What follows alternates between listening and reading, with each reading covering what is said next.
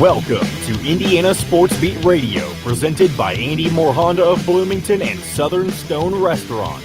Looks over the middle, second guesses, fires, throws. Does he make the catch in the end zone? Yes! Touchdown! Oladipo to win it. Another one! Another one! Another one! Huge hole! He's at the 30! He's gonna go! 10, 5, touchdown! Jonathan Taylor! Worked out by Burke. Bounces into Cody. Puts it up. Scores! Now, from the Golf Club at Eagle Point Studios, here's your host, Jim Coyle. Hello, everybody. Welcome in. It is Wednesday. We've made it halfway here to the halfway point. And, man, lots of basketball to talk about. Welcome in. The day after, it's like the day after Christmas for a lot of people. The day after the opening of college basketball, John pointed out 186 games. I kept saying there was 200. That was pretty damn close. 186 basketball games last night. Of course, Indiana, one of those we'll talk about. Duke, Kentucky, Kansas, Michigan State, and a host of others. There were some upsets along the way, of course. So especially those that are looking at that Indiana game last night, those guys just got a little lazy in the second half. I mean, they built a big lead, and I remember being at an Indiana-Kentucky post-game press conference back when, daggone it, John, who was the guy that came from Texas A&M? Billy Gillespie was only there for a short time before they ran him out of town. But Indiana didn't have a very good team that year, and I forget what year it was, but they were down big but closed to within like 4. And someone asked him about it. He said, I say we get a 25-point lead and win by 4 every time. You know, and it was, I remember I was like, boy, that was a bad answer. But that's not what the intent was. But there's plenty to build on, man. A lot of people are a little worried, but in the post-game post-game show last night with Todd Leary, lots of comments there that he talked about that he's not worried. There's a lot of bright side to look at, and as well with Mike Woodson, we'll hear from him what his thoughts were. Just a lot of things for them to work on, of course. But there's a lot of things that look good in the beginning, some things that did not, and that 3-point shooting. And you heard Todd. Todd's been to practice. That, man, they hit those in practice. So, and it's just the ability to transfer that to the game side. But Parker Stewart is a guy that is probably going to be fun to watch. So lots to talk about today. The big games last night. The NCAA also, and it's cracked me up. There was a presser last night around 8:30, I think, or 9:30 from the College Football Playoff Committee. And I'm like, what a smart move to plan your first or second presser right in the middle of the opening of college basketball, as if someone is going to give a crap about what Gary Barta has to say. So there was that. I didn't even look at it to see what all they talked about, and we'll get to that later. But the NCAA is setting the stage for dramatic restructuring of college sports that will give each of its 3 divisions the power to govern itself. Basically, they haven't been doing anything anyway, so they're like going, hey, let's do it this way. And I guess they're going to try to stay in existence. But approval of that new streamlined constitution is expected in January with a new minimal consternation or conflict. The next phase of the NCAA's transformation figures to be more difficult, a reshaping of Division I that will tackle the revenue distribution, how rules are made and enforced, access to the most high-profile and lucrative NCAA events, such as the men's basketball tournament, and just how big the tent should be at the top of college sports. So the landscape, we've said this, and everyone knows the landscape of college athletics is changing forever, right before our eyes right now. We've seen the transfer portal and NIL just come in, boom, boom, boom. So there are things that are going to have to really change, that are going to change. The NCAA on Monday released a draft of an 18-and-a-half-page constitution cut down from 43 pages over the last 3 months at the direction of President Mark Emmert. The cutting of NCAA red tape comes, wow, they finally realized that they need to cut red tape. Man, they're at the top of it. They're right on it. You got to give them credit for that. So the change is coming, and I think part of that is the NCAA is just trying to stay in existence, trying to make a reason to be there, because they're like a dog without teeth. They just can't do a lot. They don't do a lot, and you've got the college football playoff, which is separate. So everything there's just tons of money. There's a huge gap in Division I with schools roughly with $175 million budgets and schools with $4 million budgets. That's in Division I. So you've got schools that have a $175 million annual budget and schools that have budgets that are less than some of the single sports from some of these other teams. A lot of the other teams, I would say. So there's that. The bowl subdivision of Division I is 130 schools that have access to the college football playoff, which brings in nearly $500 million annually. That is controlled by conferences, not the NCAA. The Knight Commission recently proposed a revenue sharing model that it believes would curb the athletes' arms race at the top of Division I and better support education goals. So a lot of talk and all that, and we'll see how that shapes out. Hope everybody's doing well. Thanks a lot. Everybody joining us already. Donald, how you doing? 5 lefts. The Music Man, Scott Forrest is on. Sid, Dwayne, and looked like Sid thought it looked like last year. Yeah, the 3-point shooting didn't look good, but some of those I think were just shots that shouldn't have been taken. And I think Coach Woodson said that. He talked about that last night. As a matter of fact, let's hear what he had to say. Oh, where are we in break? Yeah, let's hear what Coach Woodson had to say. First of all, talking about losing that lead. They built up that big lead, and there was a guy that placed a bet on Indiana to cover the spread, $110,000. And man, he was looking so good. I bet he had to be feeling so happy for a while. And then the bottom collapsed. It turned into a 1-point game. They had a 20-point. I remember looking at a tweet. They had a 20-point lead with 15 minutes to go, and just stopped playing well. But let's hear what Coach Woodson had to say. Well, again, this is a team that, we've assembled that we're trying to, learn how to win. And I thought when we built the lead, we stopped playing the way we got the lead. And, until we get enough games under us, and with our ball club, this is the first test with this team. And again, I was happy that we didn't crack down the stretch and we made winning basketball plays down the stretch to secure the game.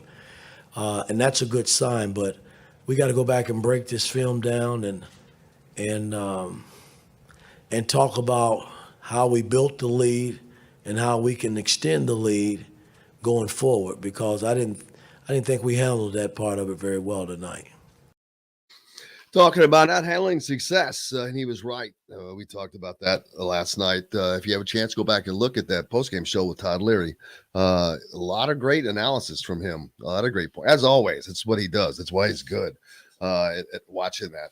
But, yeah, they just – I think they got a little lazy, and there were just a lot of ill-advised shots during that stretch, which they were probably a little tired. To be honest with you, after that first half, ragged first half, but you can't, no, that's an excuse, but it's just a learning. You have to learn from it. They have to go back. Now they have tape to break down. We talked about that. They have actual game tape film that matters to look at and to watch, and the things that they did and did not do correctly, the guys that they did not hit, looking for the right shots. They've got to get Parker Stewart more shots. That dude, and he has to get more shots. He has to work harder as well. We talked about that on the show last night. He's the guy. He comes out and sets the tone with those 2 threes, man. Boom, boom. And it's like, uh-oh, it's going to be a big night. And then that was pretty much it. I think Todd said he took or hit 1 more or 2 more shots the rest of the night after that, which is crazy. They've got to get him, make sure that, and the guards have to make sure that they get him involved. So they've got to get the offense a little more fluid. You look at Miller Kopp, he was 0 for 3 shooting from deep. That's a guy that's a good shooter. That's not a typical night for him. He's not a rookie. He's played for 3 years in the Big Ten. He's played in Assembly Hall before on the other side where it's even harder. Let's see, we got time for 1 more before the clip is released. Coach also talked about the defense that they played and how well it was. Let's hear what he had to say. Yeah, I mean, again, I've been saying it all along. Our defense is really, when I look at the 3 exhibition games that we played, this is kind of how we played defense. And, I expected that coming out tonight.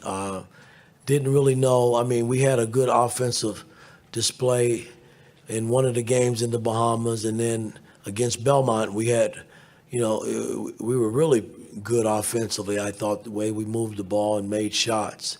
We're missing a lot of wide open threes right now. And so we got to get better in that area because these same guys have been making them in practice, and they just got to feel comfortable in taking them in the game and making them, and they will. We'll get to that point. But I like the way we started the ball game based on our defense because, I keep saying it. If we can build a defensive foundation here, we'll be in every ball game and give ourselves a chance to win. And he's right. Defense wins championships, and they were playing unbelievable defense in that first half. It was smothering. And for most of the game until that last 15 minutes, they held Eastern Michigan under 30% shooting the entire night. And I have to look back. I don't have the stats pulled up in front of me to see what the actual game ending was, if they closed that with that run that they made. But they held them all night long and until the end. So they've just got to build on that, build on maintaining what you've done, maintaining what you have instead of letting it slip. And that's exactly what Coach Woodson is talking about. We got plenty more coming up. Derrick Jackson's on the show today, as always, joining us in a little while. Bob Kravitz will be on. Rick Bozich, Hall of Fame writer. Both were at the game last night as well. We'll look forward to talking to him. Lots of other games to talk about. Virginia, not a good night. The big games that our friend Mike DeCourcy was at last night: Duke, Kentucky, Kansas, Michigan State. We'll talk about all that as more. You're listening to Indiana Sports Beat, brought to you by our great friends at Southern Stone Restaurant. Make sure you get out there and visit. That's where the IU basketball, football coaches shows are held weekly. What is today? Wednesday. Tonight's the Tom Allen Show, 7:05 with Fish and Tom Allen. So make sure you get out there. We're back with more right after this. We'll be right back to the Golf Club at Eagle Point Studios for more Indiana Sports Beat Radio with Jim Coyle, presented by Andy Moore Honda of Bloomington and Southern Stone Restaurant. Whether it's a celebration or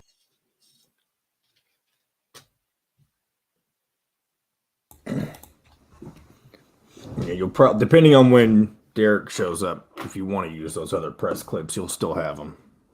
Oh, I will. We might as well.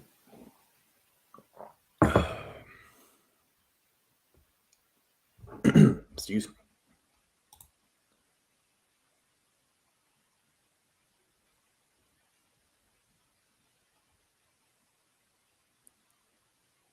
I think Tony Stuckey's referring to Army, not Navy. He says Navy has had some good teams in the past, particularly under a coach named Bob Knight. That was Army, not Navy, right? Navy beat I don't know if Army even played. Or they beat night. Indiana? Oh, okay. Who did? I can't tell what he's referring to because I know Bob Knight came from Army at one point. Right. Yeah.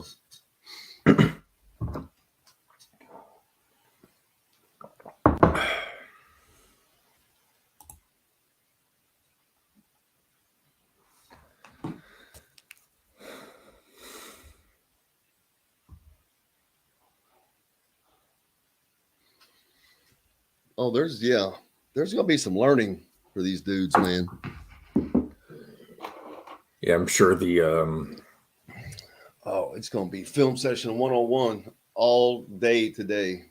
I tell you what, and they could have another challenge on their hands with Northern Illinois on Friday. Oh, that's a good catch. I got to talk about that. And then right after that, you got St. John's. Do you see what they did last night? Hey, talk about Navy. No, I did not. We'll talk about that. They beat, I can't remember, it was like 119 to 60 something. They beat 13. Who did? St. John's, the team that they play after Northern Illinois. Let me see that score.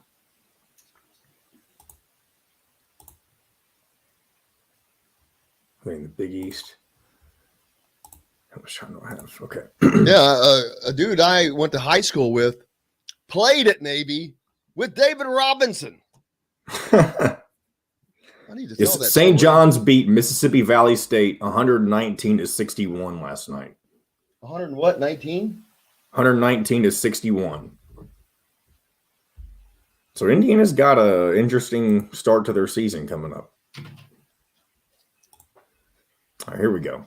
Hoosier.com and sign up. It's free. You can also catch Indiana Sports Beat Radio there each day at your convenience, or you can find it any place you podcast or on this station each weekday. If we're not on the station where you live, we should be. Ask for Indiana Sports Beat Radio. This segment is brought to you by Andy Moore Honda of Bloomington. Now back to the Golf Club at Eagle Point Studios for more Indiana Sports Beat Radio with Jim Coyle, presented by Andy Moore Honda of Bloomington and Southern Stone Restaurant. Welcome back, Indiana Sports Beat Radio. Brought to you by the great folks at Andy Moore Honda of Bloomington. If you're looking for a deal, they've got them for you. And they're fighting breast cancer as well. They're helping the American Cancer Society.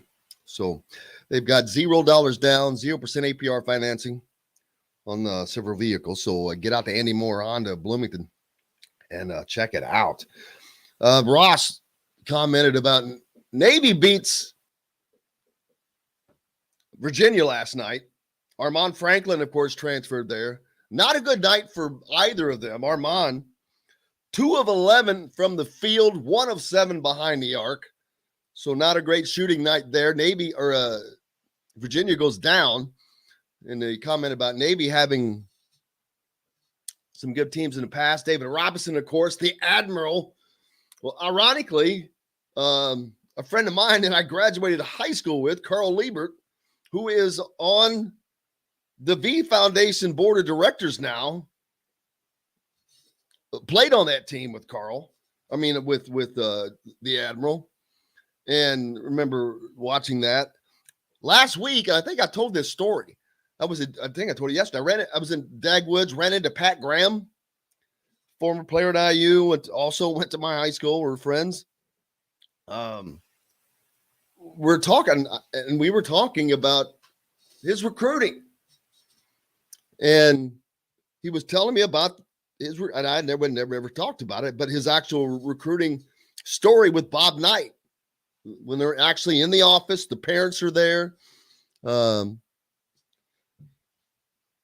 And he was asking Pat, or who's it down to for it? Just tell him what and he said, who's it down to? And if you say Kentucky, you can effing get the F out of my office. And he pointed, he said, I'm sitting there, and he goes like, he's already said the F word twice in front of my mom.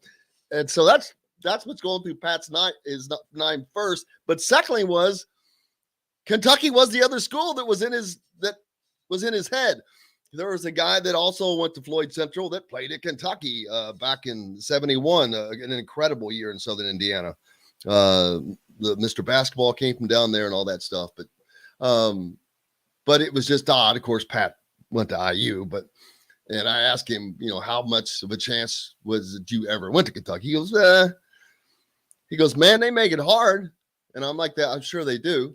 But just a little, I love the backstories, the stuff that you don't know, the little things that you don't know, as DJ joined us in, man.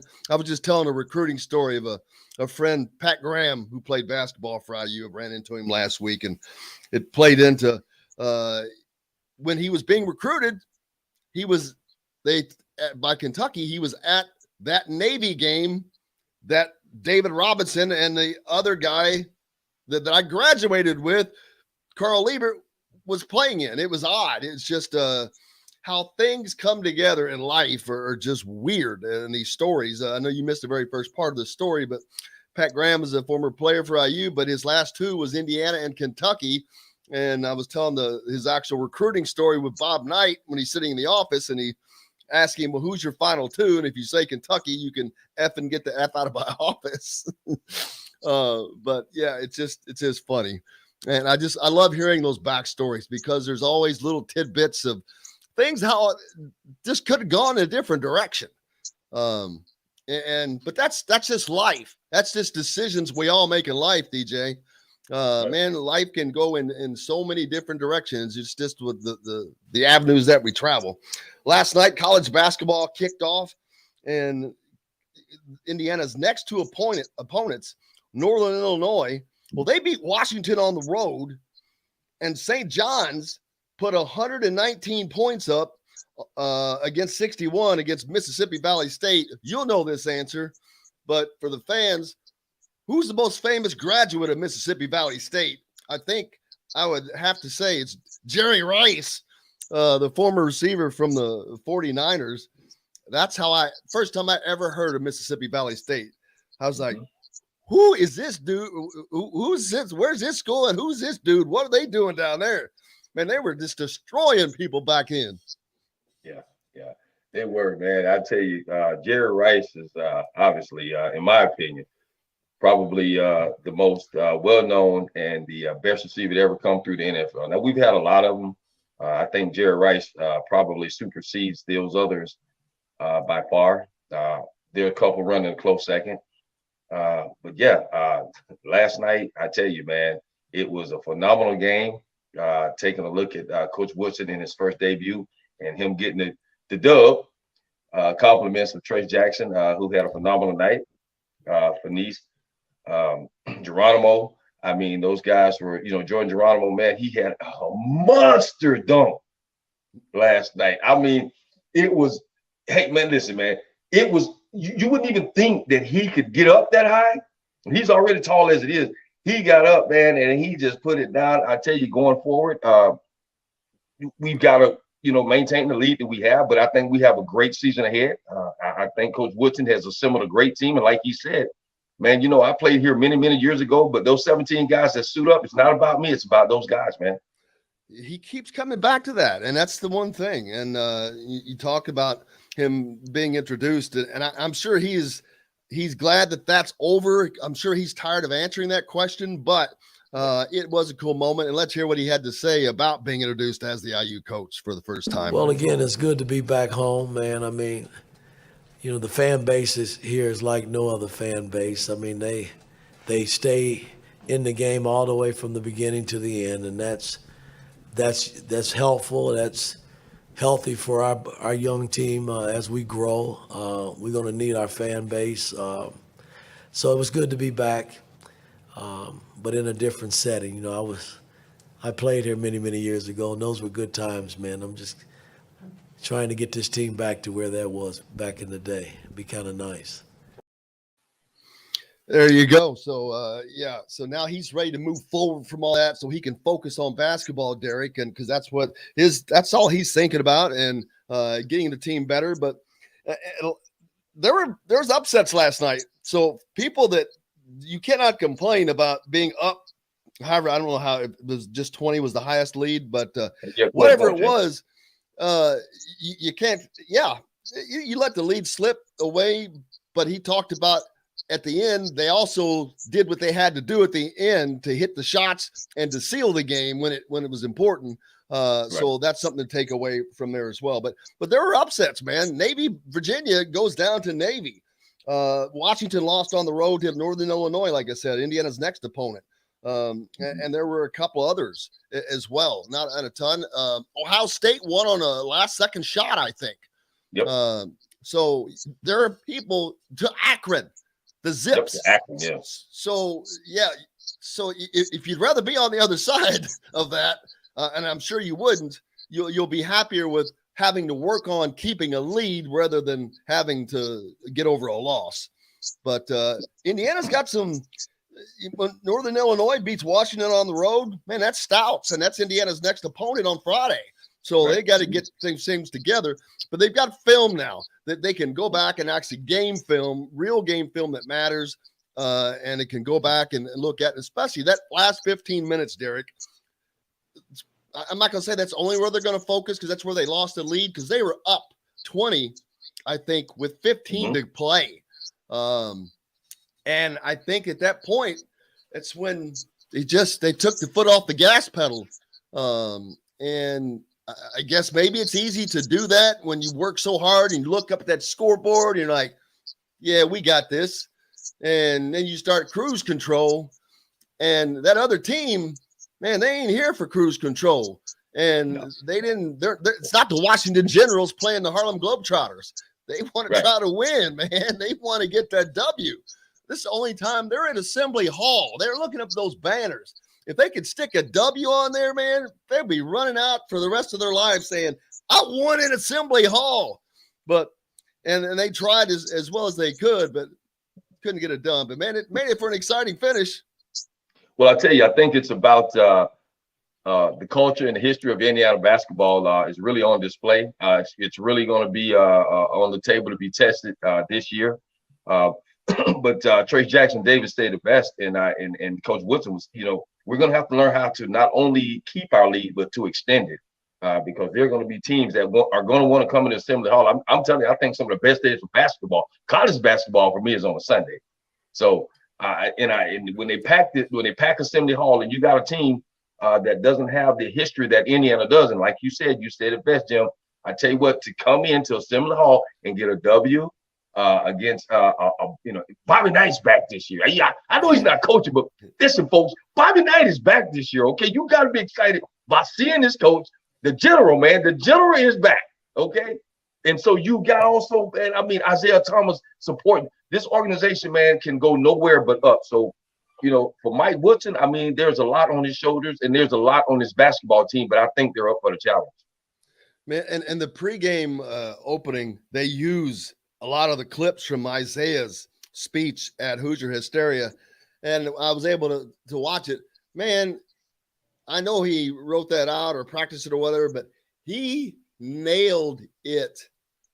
He did an unbelievable job, and for someone who hadn't been around the program much in the last several years because he's got his own endeavors now, and that's another thing people forget about. There a lot of people are talking about Mike Woodson coming back. And it is a big deal, but that is not what he's thinking about. He played here a long time ago. Right.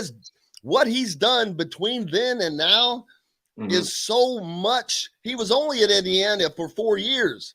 Right. Well, he was in the NBA for 18 years. He was in all these other places. So people have to remember that.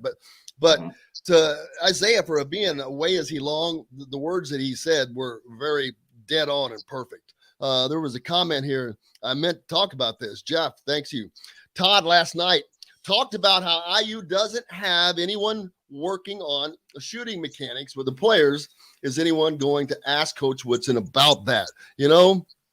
That's a great question. And I will at the next presser, the regular presser. That's a question that I will pose. The player, Woody is welcoming back a lot of guys to practice and whatnot, and Todd has been able to go to practice, and that was a question that was asked last night on the postgame show, and he talked about that's the one thing that he didn't see was anyone working on shooting mechanics, actual shooting mechanics. And I know they say that they hit those shots in practice a lot, and I'm saying, well, there's a difference between practice and game time for a lot of people mentally. And it is. I mean, a lot of people can be great in practice, but when it's game time, it's different. And that you cannot simulate game time mentality. You cannot. It's impossible. And if you've played sports, you know what I mean. You just can't do it because You can't recreate those butterflies. You don't have butterflies in practice. There's no pressure in practice.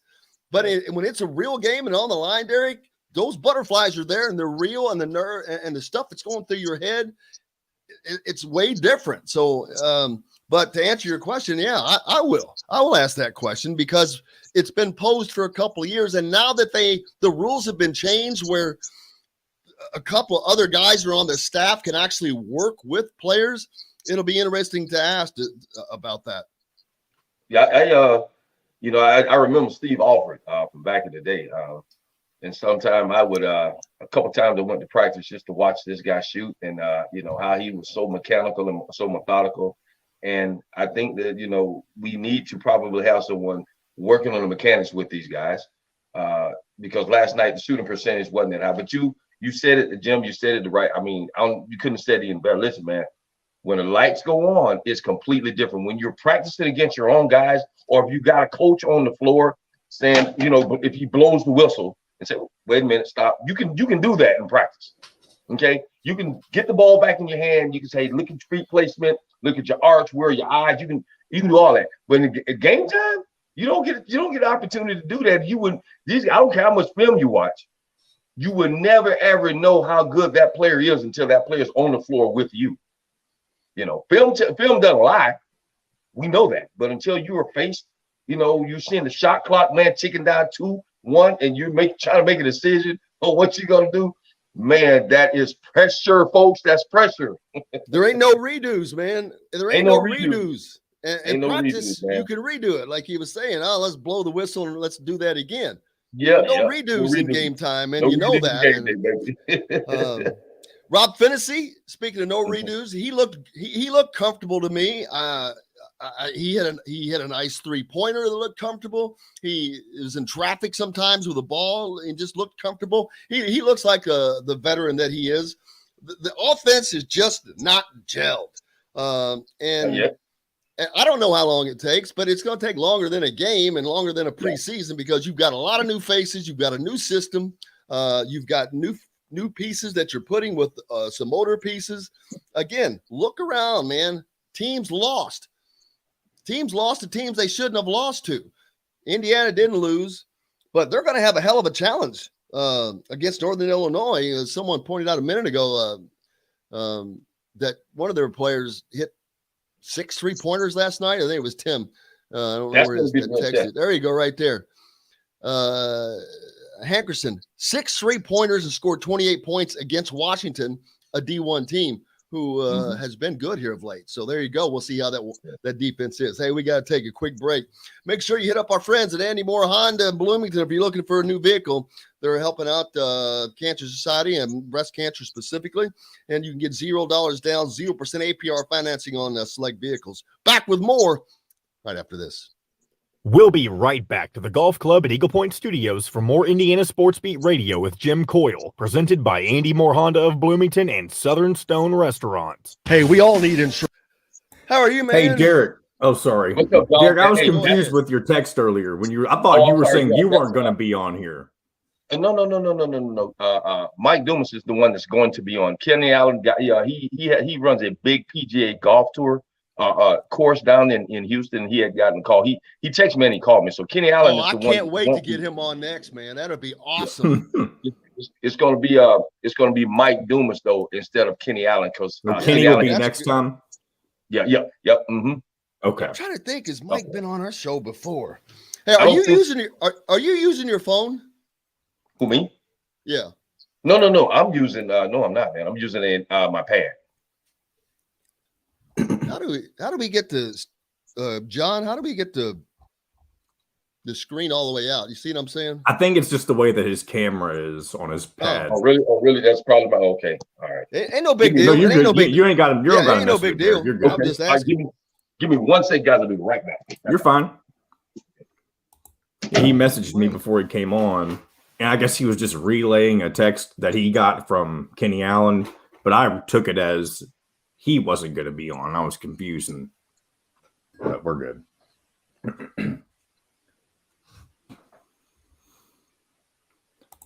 Damn, I didn't realize it was that long ago we played. Come on. Who, Mike Dumas? Yes. It makes me feel dumb. That's when I was in school.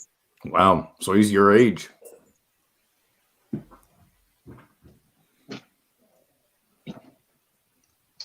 He was bad man. I know that. Yeah, I was talking about Mike. I said he was a bad man. Yeah, Mike Dumas, man, good guy, man. Out there in Houston, Texas. You know, he was with the Oilers back in the day, and then he's with the San Diego Chargers, Jacksonville Jaguars, Buffalo Mike Bills. Yeah. We reconnected after I left IU, and he came down, and I actually, it's his ex now, but I introduced him to his last wife, and they had a beautiful child named Gabriella, and she's doing phenomenal in basketball, man. So Mike's a good guy, man. He's a good guy. Look forward to seeing him and having him on the show. I talk to him almost every week. So, John, make sure you get his contact info. I don't have it. I thought I did. I will do that. Big Sean. Hey, Derrick, send me if you don't mind. I have the email already, but you can send me his phone number too. Gotcha. Oh, Mike's phone number, perfect. I got you, man. I'll get you. Here we go. 15 seconds. Also 0% APR financing over 48 months and $0 down. Get more to your door with AndyMooreHonda.com. Come see us at the all-new Andy Moore Honda, now in Bloomington. This segment is brought to you by Aurora Specialty Sleep Clinic. Now back to the Golf Club at Eagle Point Studios for more Indiana Sports Beat Radio with Jim Coyle, presented by Andy Moore Honda of Bloomington and Southern Stone Restaurant. Welcome back on this midway point Wednesday. Derrick Jackson, DJ, joining us here as he does each week. Looking forward to talking to Bob Kravitz from The Athletic later, and Rick Bozich, Hall of Fame writer from WDRB.com down in Louisville, but former IU graduate. He both were at the game last night, so looking forward. Those are two veteran, two of the most respected writers in the country, Derrick. I know the funny thing is Bob he's a columnist, and there's a difference between reporters, beat writers, and columnists. Columnists, I'm like a columnist. I say whatever I feel, say what I'm thinking. Reporters and beat writers, they're there to just give you the facts without a lot of opinion. Bob's a columnist.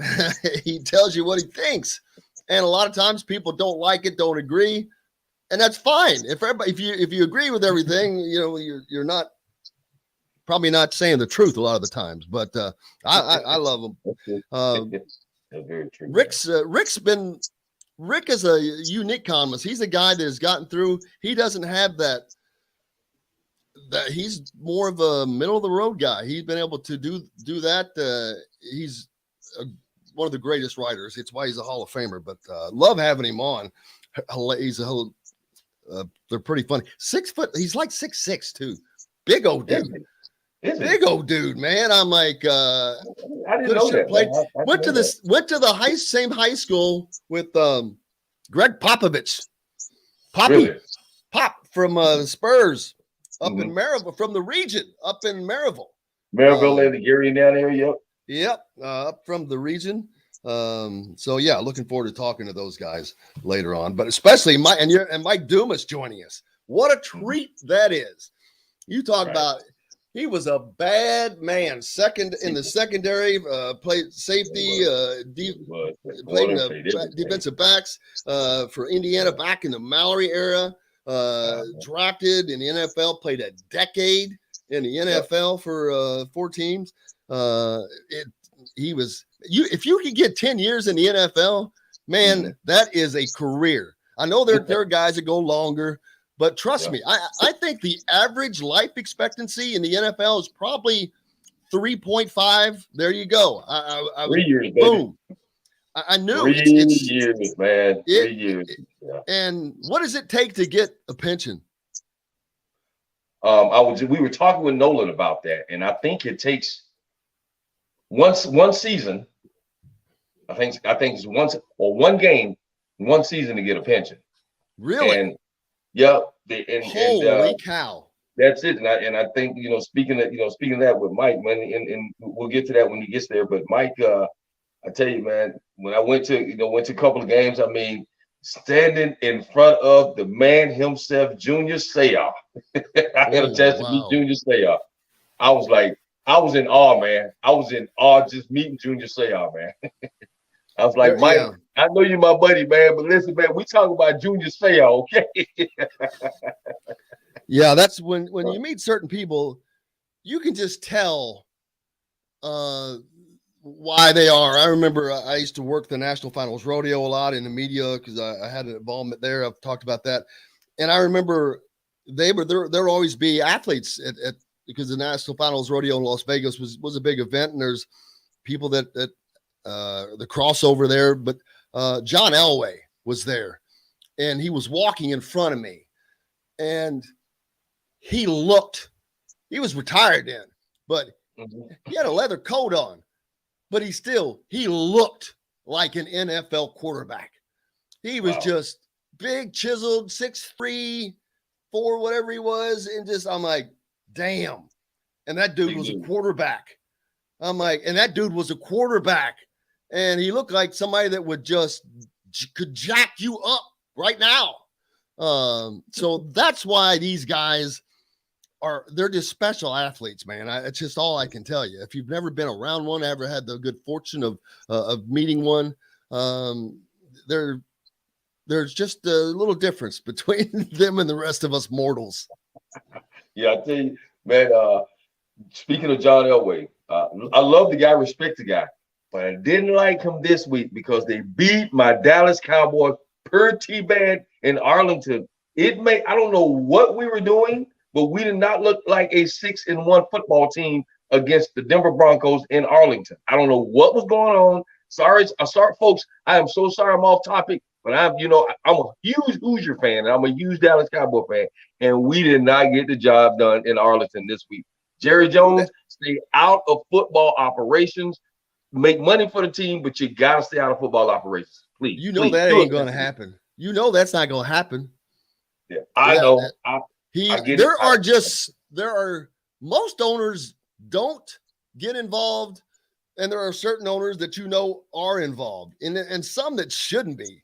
Like Arthur Blank, is he still own the Falcons? Is that the guy who owns the Falcons? I think. He's on the sideline. I mean, get off the damn sideline. I hate when I see an owner on the sideline. I'm like, get off the damn sideline. It drives me nuts. That's what they reserve the seats in the sky for, man. Yeah, they sit up there with your family, man. Let the coaches run the football team. Let them get the wins for you, man. We don't need all that, man. Jerry Jones is involved in the drafting. Everything. He's got a hand in on everything. Now, to be fair, he played football at Arkansas with Jimmy Johnson. That's how that relationship happened, and before it soured, and I'm sure they're fine now. But yeah, and what a monster they built. But I think Jimmy Johnson got most of the credit. Should get most of the credit if you really go back and look at the history of that. But yeah, he loves being involved and just trying to find that magic button, and it shows you how difficult it is. But there are people like, and I hate it, and a lot of people hate it, but our buddy Bill Belichick up in New England, he's about to do it again. He's found his quarterback, I think. He's found the guy, and that's the thing. You've got to find the quarterback. If you find the quarterback, that changes everything. You can put the other pieces around because people see that. And man, I think he's already found his quarterback. Well, I tell you, just to finish it up and get right back, we'll get right back to where we were.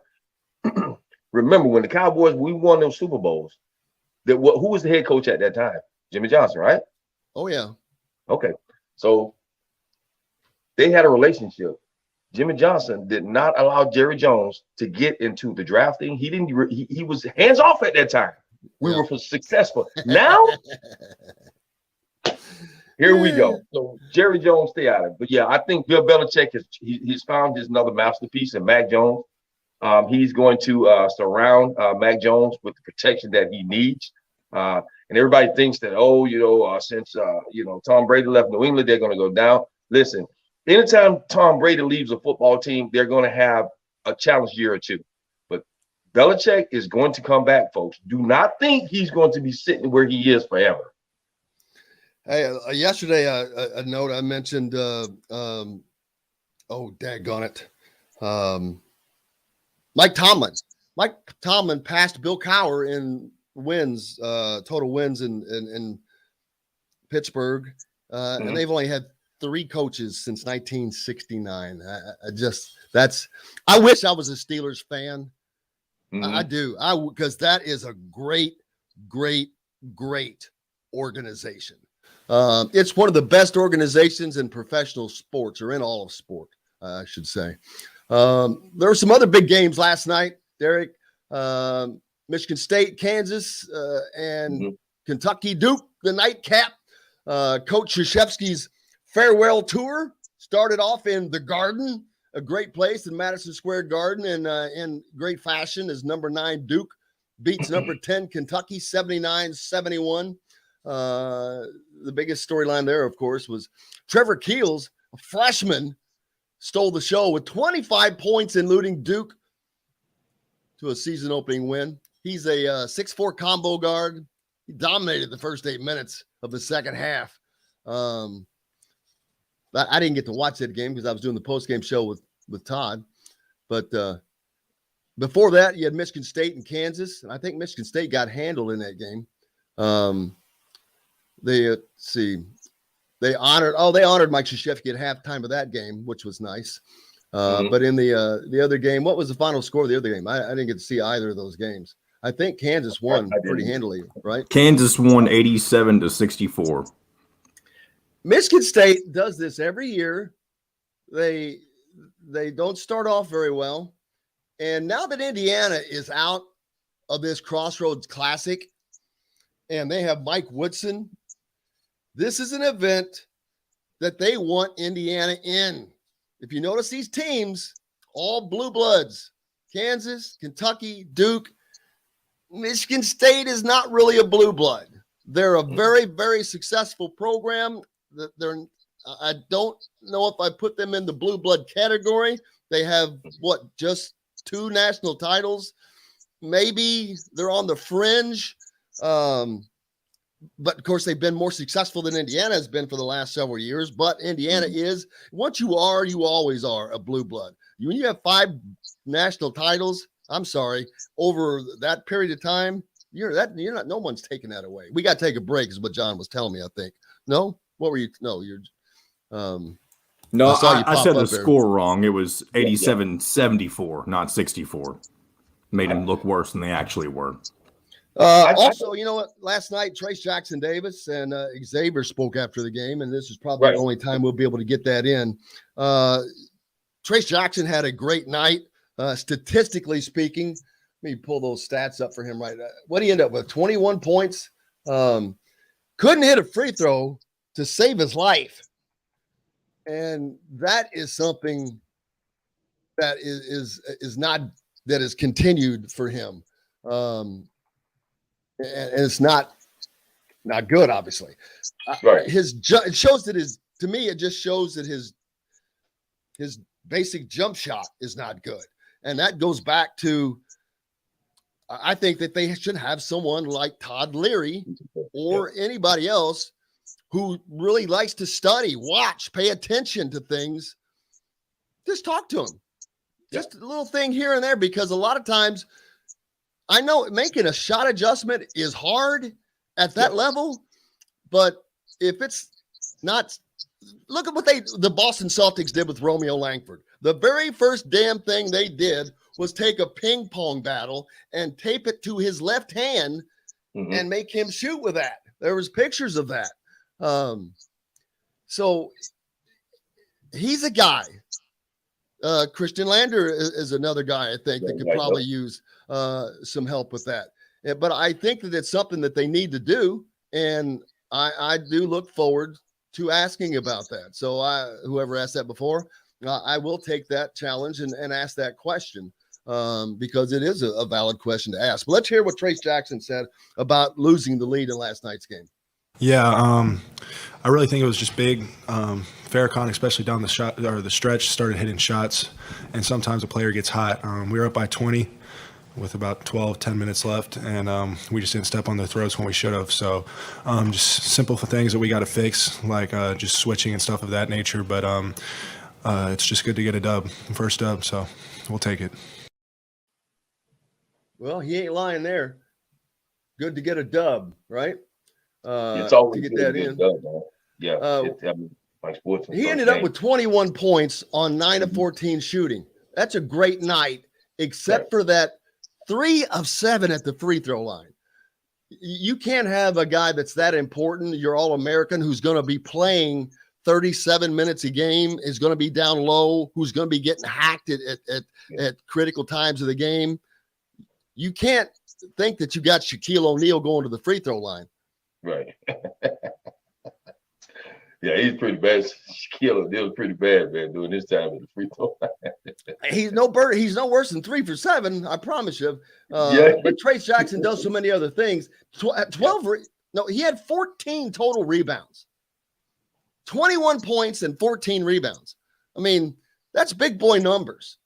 So it's hard to complain about a guy when he's putting up All-American numbers like that. But if this was in a conference game that was a 2-point, well, hell, this was a damn 1-point game. But if this was against somebody else who might have been tougher, that could have pushed this to a different challenge, a more infallible challenge, man, those free throws, they're critical. David Johnson is 5 of 8. Right? He had 14 total rebounds, and he had 2 of the only 5 offensive rebounds. That's an area where Indiana was just terrible last night. 43 total rebounds they had, only 5 offensive. And like Todd pointed out, hell, they shot 62 times and only hit 26 of them. So whatever the math that is, 38 or whatever, that's 38 attempts at a rebound just on at an offensive rebound. You had 38 offensive rebound attempts and you only got 5. That's something that definitely is going to have to be worked on, I think. Yeah, you got to get that. You know, the way I look at it is every time, whether it's an offensive rebound or a defensive rebound, every time we get an opportunity to go back up and put more points on the board, I mean, the rebound should really turn into points. I don't care if you're on the defensive end of the floor, because now you got to transition. Or if you're on the offensive end of the floor, you got a second opportunity to get those points on the board that you didn't get up there. So yes, we have to work on that. We've got to work on our transition, and we've got to work on our shooting, because shooting was, by all accounts, was not very good last night. Tim pointing out that the Bayham boys helped Syracuse get a win, another future IU opponent. So IU's future opponents are winning as well. So that's something to look at. But also, when you're playing Eastern Michigan, you know you're playing Eastern Michigan. And like Trace Jackson said, they took their foot off the throats, and they shouldn't have. And maybe that's a little part of it. Maybe you don't do that if it's Michigan State. You hope they don't do that if it's Michigan State. But they're going to get their opportunity to find out. And looking at some of these results with these scores, they're going to have some challenges coming up. Xavier was asked after the game about the 3-point shooting, and it was poor. Let me tell you, 4 of 24, 16%. That's horrific. You had Eastern Michigan shooting 39%. They hit 9 3-point shots. That's why they were able to get in that game. Right. And so you got guys that are, that were overlooked, not recruited, and they're playing against these big time guys, man, just knocking down shots. Well, let's hear what Xavier had to say. We still got work to do. I ain't gonna lie. Our last practice on Sunday, our last scrimmage, little setup, we shot the same percentage, 4 for 24. Coach told us you gotta get in the gym, and that's what we're gonna keep grinding. And we're gonna get back in the gym tomorrow. There you go. Got to keep grinding, and it's different between practice and the games, like they said. But I'm sure we'll get that worked out. It's Miller Kopp, like I said, he went 0 for 3, so that tells me it's more of a synchronicity thing, maybe. You've got to get Parker Stewart more involved, and Parker Stewart has to get more involved. So it's a lot of positive things. It's not like there's things that happen that they can't do. So looking forward to that. And looking forward to Rick Bozich coming up along with Bob Kravitz. They were both at the game last night. Looking forward to getting their views on that. And there's a ton of more games tonight opening up the season.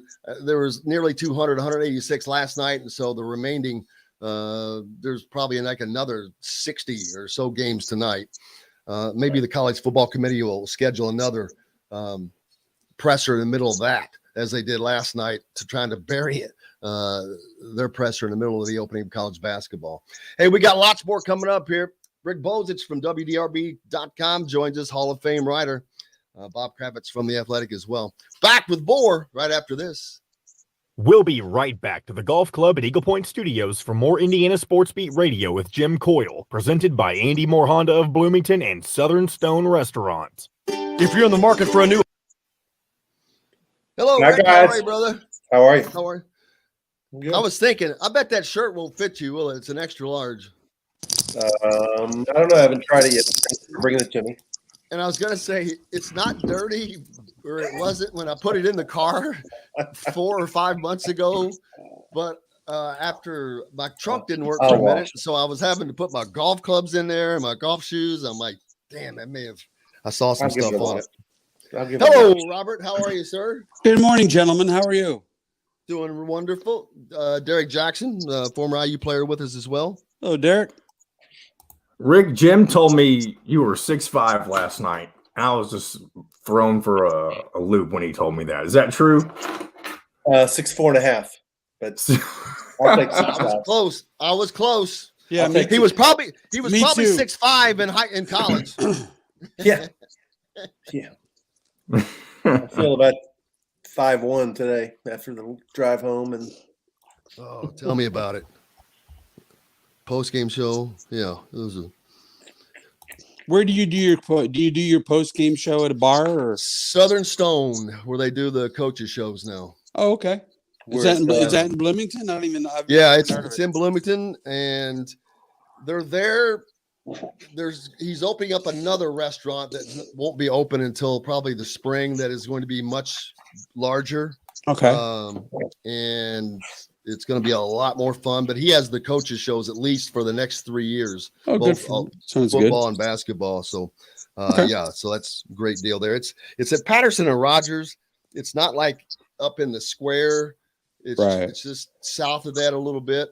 And which was odd. I was driving home last night, and I'd already passed that, but I was still like the south side of Bloomington on Rogers Street going out, but still in city, house next to houses. There was a damn deer next to a mailbox on the street. I'm like, wow. And that's Bloomington. It's like the deer are so free. They just roam the city streets here, along with the bicyclists and everything else. I'm sure the bicyclists are pretty bold in Bloomington. Dude, they just rechanged all the streets.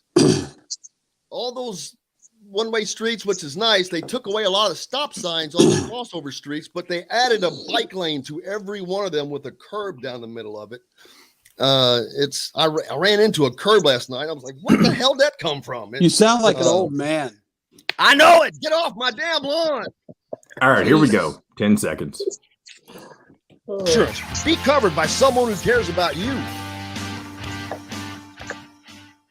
This segment is brought to you by Bubba's 33 in Clarksville. Pizza, burgers, beer.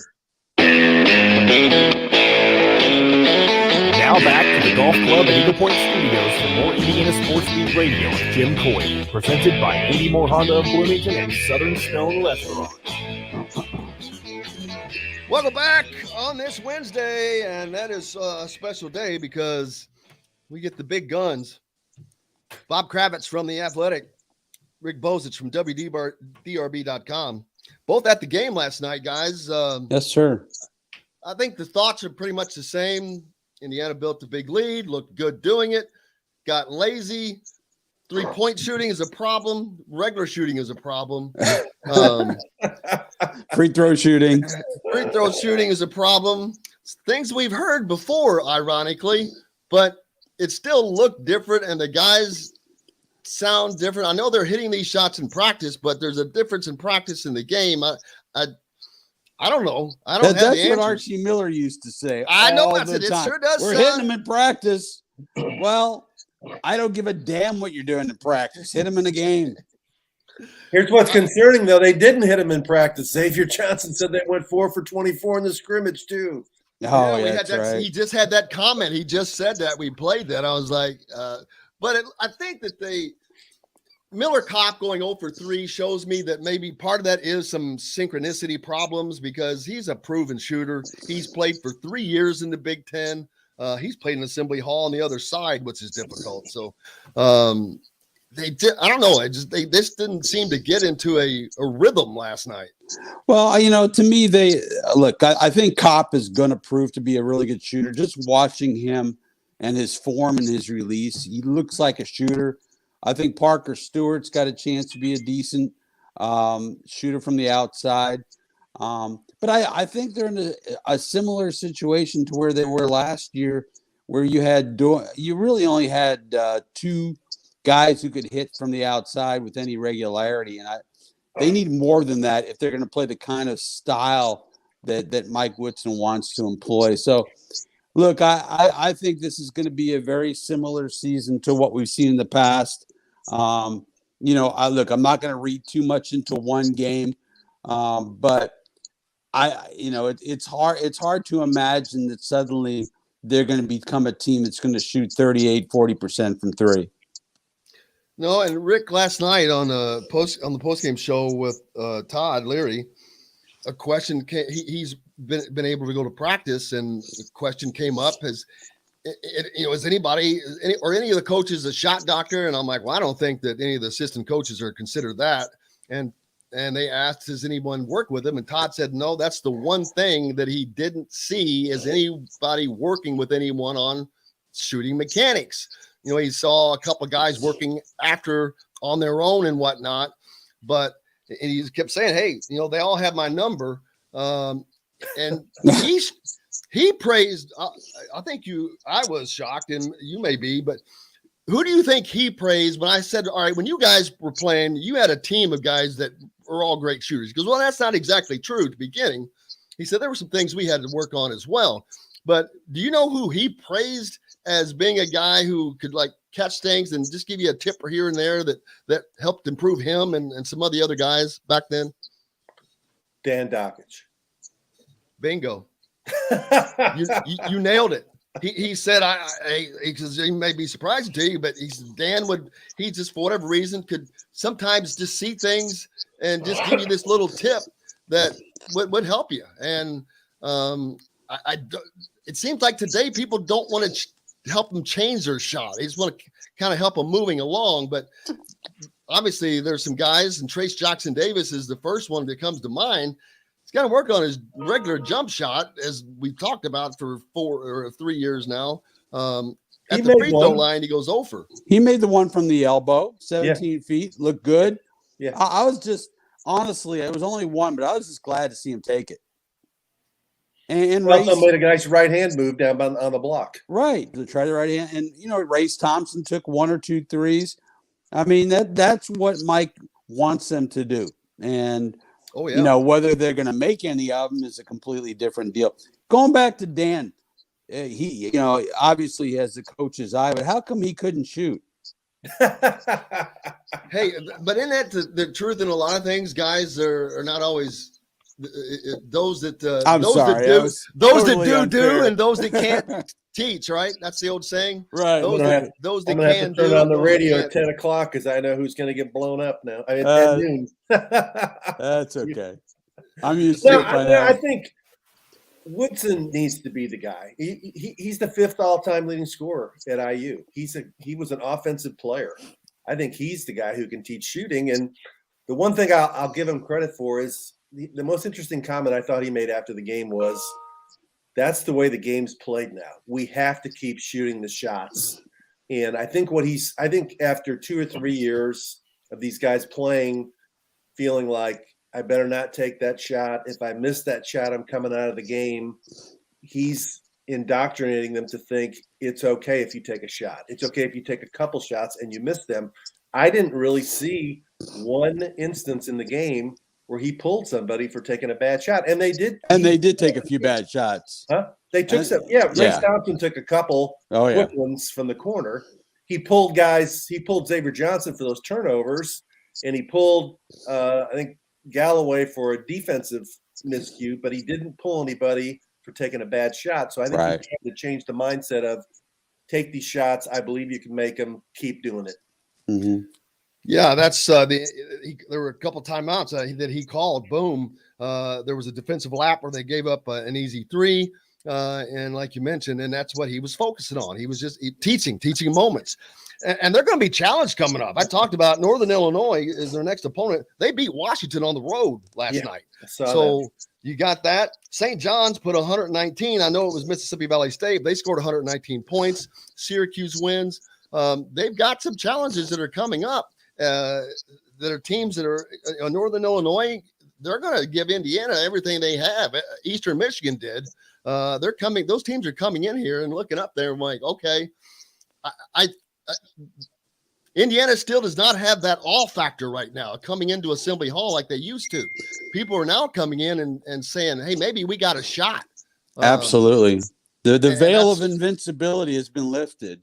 And it was lifted a long time ago, honestly. And I just want to say this one thing. It's sort of unrelated to what we're talking about, but wasn't it great to be back in it wasn't a full house, but to just have fans there and see all those people and hear all those people. And, in the midst of the pandemic, I got to a point where I had forgotten what sports were like with fans and almost got to the point where I was like, are they really that important? Because frankly, it was nice going to a game with no traffic, easy to park, easy to get to the restroom. The elevator wasn't crowded. You know what?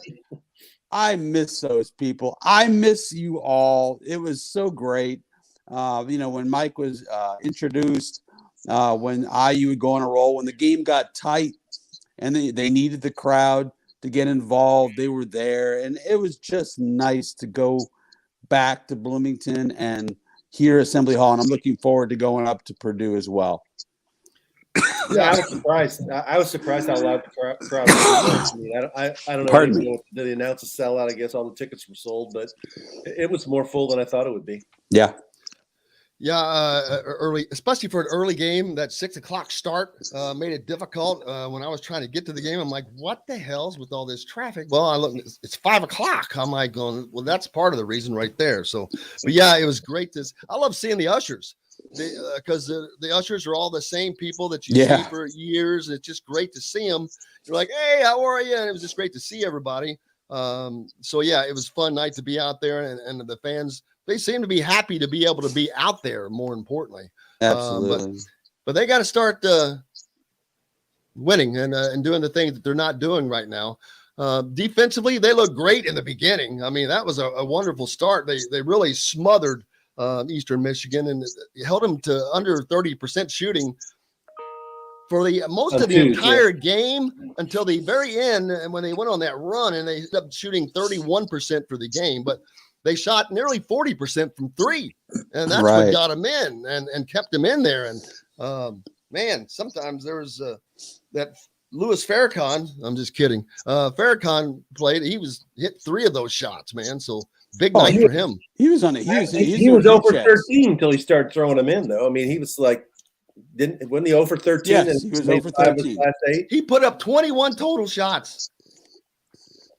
Yeah. Wow. Well, I think with these guys, what happens with these other teams that they prepare for us, like you guys were saying, and you very good points. I mean, they're gonna these teams that the veil has been lifted, of invincibility has been lifted. I mean, they focus on their strong points, and it looks like to me, Eastern Michigan last night was focusing on their shooting. They said, if we're gonna beat these guys, if we're gonna have an opportunity, we've got to put points on the board, and it looks like that was their game plan last night to me. Yep, agreed. And they did it well.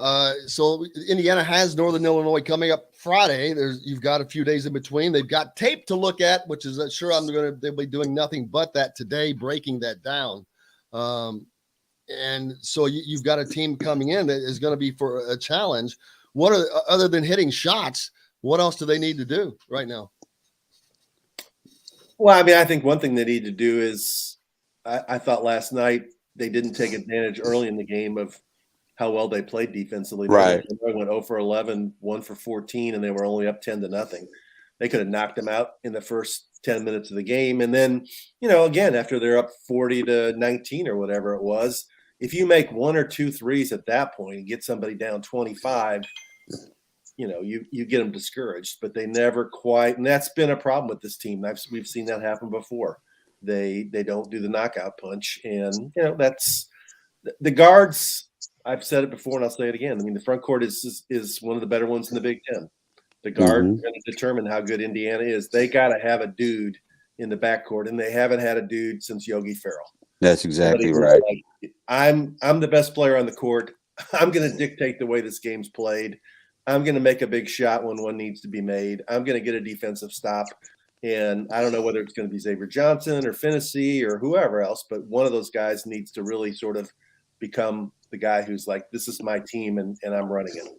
That's exactly right. I thought Finney had some decent moments. He did last night. I thought he was, hunting his shot a little bit more than he normally does, which is to say, never. I thought he looked good. Xavier, you could see the potential, but you could also see why he drives coaches crazy with the turnovers. Right. He's more aggressive with the basketball than Rob is. He's looking to create, but he's going to make mistakes. So I think the two of them combined can be an interesting, part of an interesting backcourt. But I need to see it on a consistent basis, especially from Rob. Yeah, Johnson made a big basket there. When it was 64-62, that drive that he made was 16 seconds to go. That might have been the biggest basket of the game. And that's what I'm talking about. He took control. He showed confidence. And I don't think, like last year, I don't think they had a guy in the team that would have done something like that. I agree. Yeah, you're right. Parker Stewart hit those 2 big threes to start the game, and it was like, oh, wow, here it comes. You're starting that engine. But he would only take 3 more shots the rest of the night.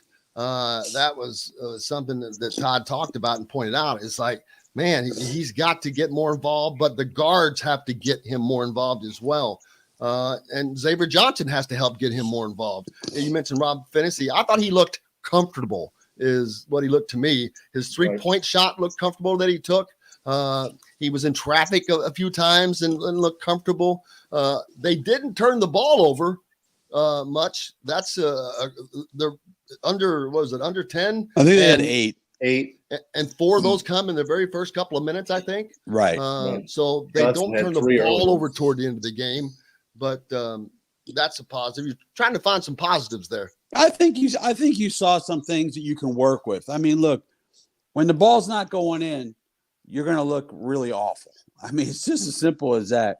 I thought they ran their offense well. I mean, I think they got a little stagnant and the ball started to stick a little bit late when Eastern started making their run. But I liked a lot of what I saw. It's just a matter of making the damn shot. And hell, man, go to the Hyper building, find some guy from Bedford, Indiana, and let him shoot, for crying out loud. Where was Anthony Leal? He's supposed to be a shooter. He didn't get in the game. He did not get in the game, I know. Neither did Lander.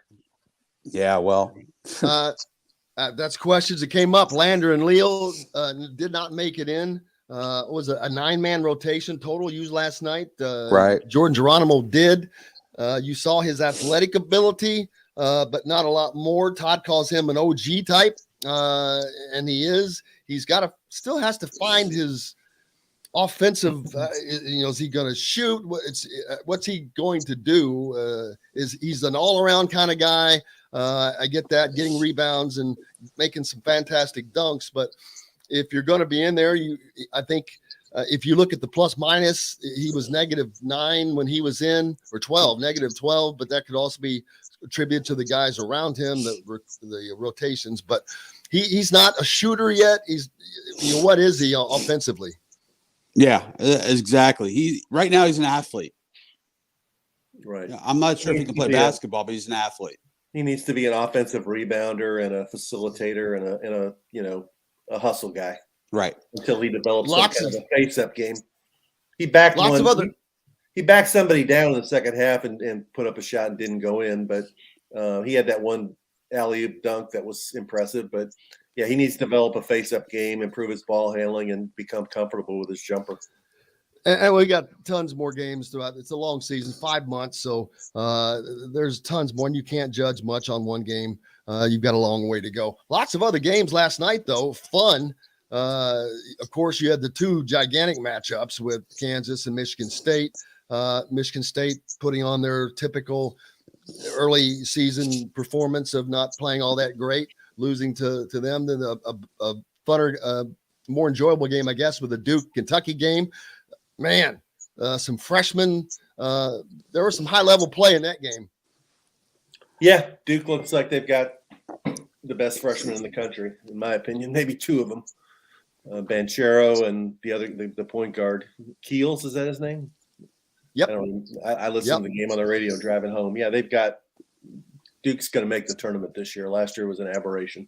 Yeah. My question is about the Duke roster. Do they ever have a roster where they mention sophomores and juniors and seniors? Because it looks like every year their roster is just full of freshmen. Then they leave. Then you got the other freshmen. Then they leave. It's just interesting how Coach K has changed over the years. Back in the day, he was not a one and done proponent. Now he's very much that.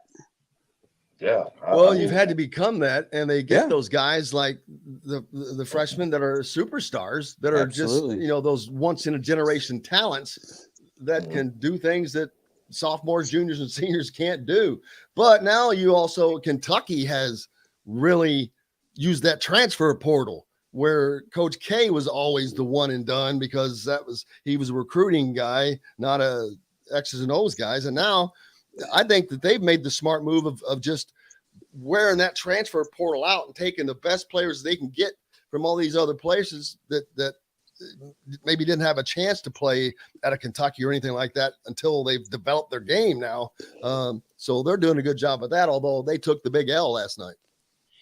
Yeah, Calipari made a big pivot after last season. He decided to go pretty hard in the transfer portal. I think they've got 4 guys, new guys, and they only have 3 freshmen, and they're not as good as the freshmen they had when they were really rolling, like Davis and Cousins and Wall and Julius Randle and all those guys. But he's got the number 1 recruiting class in the country coming next year. So I think you're going to say, trying to corner the market in both areas. Yeah. Sheldon Sharp, the number 1 player in the country, announced not only is he graduating early, he's going to redshirt the second semester at Kentucky and enroll. Right. 6'5" shooting guard. That's a new one on me. I know that football players have done that a lot, and Josh Hoover's planning on doing that at Indiana. But I think that may be the first time I've seen that in basketball. So Josh Hoover's not going to play against Purdue? Not to my knowledge. I'm sure they wish that they could get him up. I had to throw one football question in there. That's a great. I asked Derrick this one last week, and he said that they would win another game. We're down to 3 now. Are they going to win a game, Bob? You know what?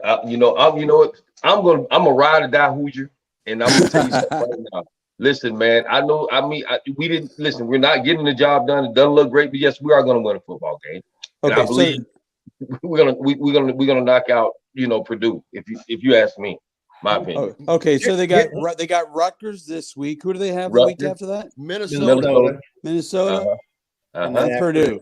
Yeah, they're not going to win again. Here's the most amazing stat of the college football season. Okay. Sorry. Is it true that Indiana has not thrown a single touchdown pass in the Big Ten? Not one.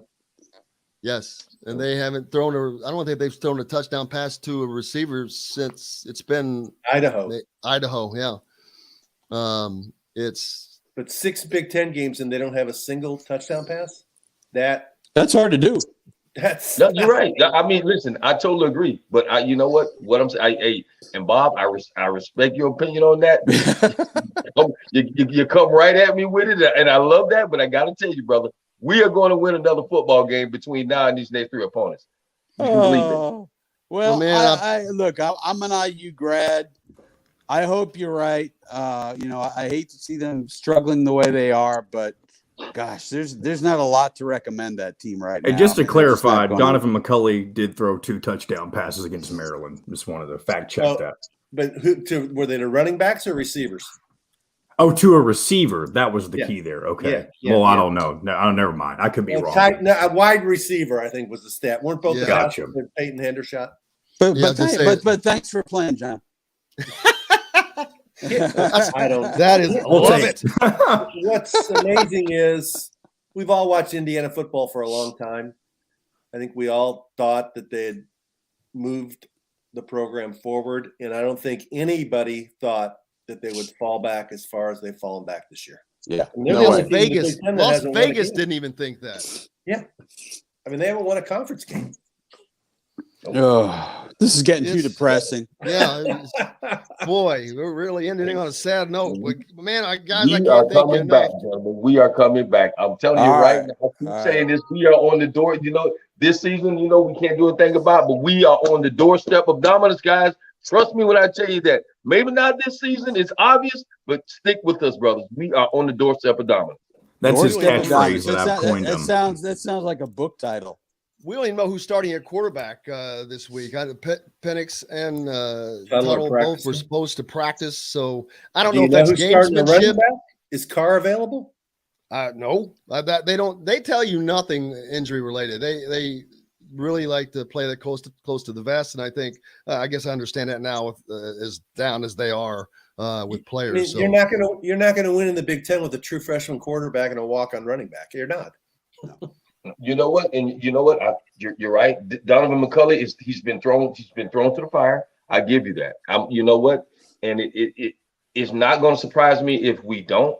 But I still got that confidence factor, and I got the confidence in Coach Allen and the staff. We do need to make changes. We talk about that every week, and it's more and more apparent that that's what needs to happen. But we are going to win another football game, Bob, between now and the end of the season. Derrick, I love your irrational confidence. It better be Rutgers, because I agree. If they don't beat Rutgers, I don't think they'll win a game. They're not going to beat Purdue at Lafayette. Hey, I'm going to be up there for the Minnesota game, so we're going to win the Minnesota game. I told Coach Allen, "Hey, put me in, Coach." That's a game that they also could win. We'll see, as they have 3 games left, but to do it. But guys, and next week we're going to have to talk about the change. There's going to have to be changes made. You've seen all these other teams that have made changes now, which I completely disagree with. I don't understand the point or sense of Nebraska eliminating their offensive staff with 3 games to play. What is the point of that? It's to me that is ignorance, and you're hurting the players. You're hurting the program. I understand they're trying to make a statement, but gee whiz. And we'll talk about that as well. But guys, so Rick, what do you have coming up at WDRB.com? I know you get stuff from the game last night, of course. Yeah, this weekend's going to be a fun moment. I think the Ravens play Thursday night, and Louisville's bringing Lamar Jackson back to town on Saturday, and they're going to retire his number at Louisville against Syracuse. And Syracuse team he had the big game against the year he won the Heisman with the. Oh yeah, that was the jump over the guy. Yeah. So remember that. Louisville's got to win 2 of their last 3 to make a bowl. Their fans are probably just as annoyed as Indiana fans. Bob, how about you at the Athletic? What's coming up with you? Well, I've got I talked with Charles Peanut Tillman, who you guys would remember with the Chicago Bears, who is the father of the punch, forced fumbles, and he was actually discovered by Chris Ballard, the same guy who discovered Darius Leonard, who's become probably the primary practitioner of the punch, if I could use a lot of alliteration. So I'm going to write about that. And another story may be of absolutely no interest to anybody except for me.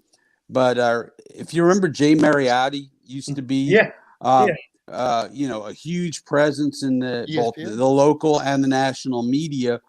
And he got into some trouble, and he's kind of fallen off the face of the earth as far as the mainstream media goes. And we spent a bunch of time together, and I tell his story, and it's pretty damned interesting.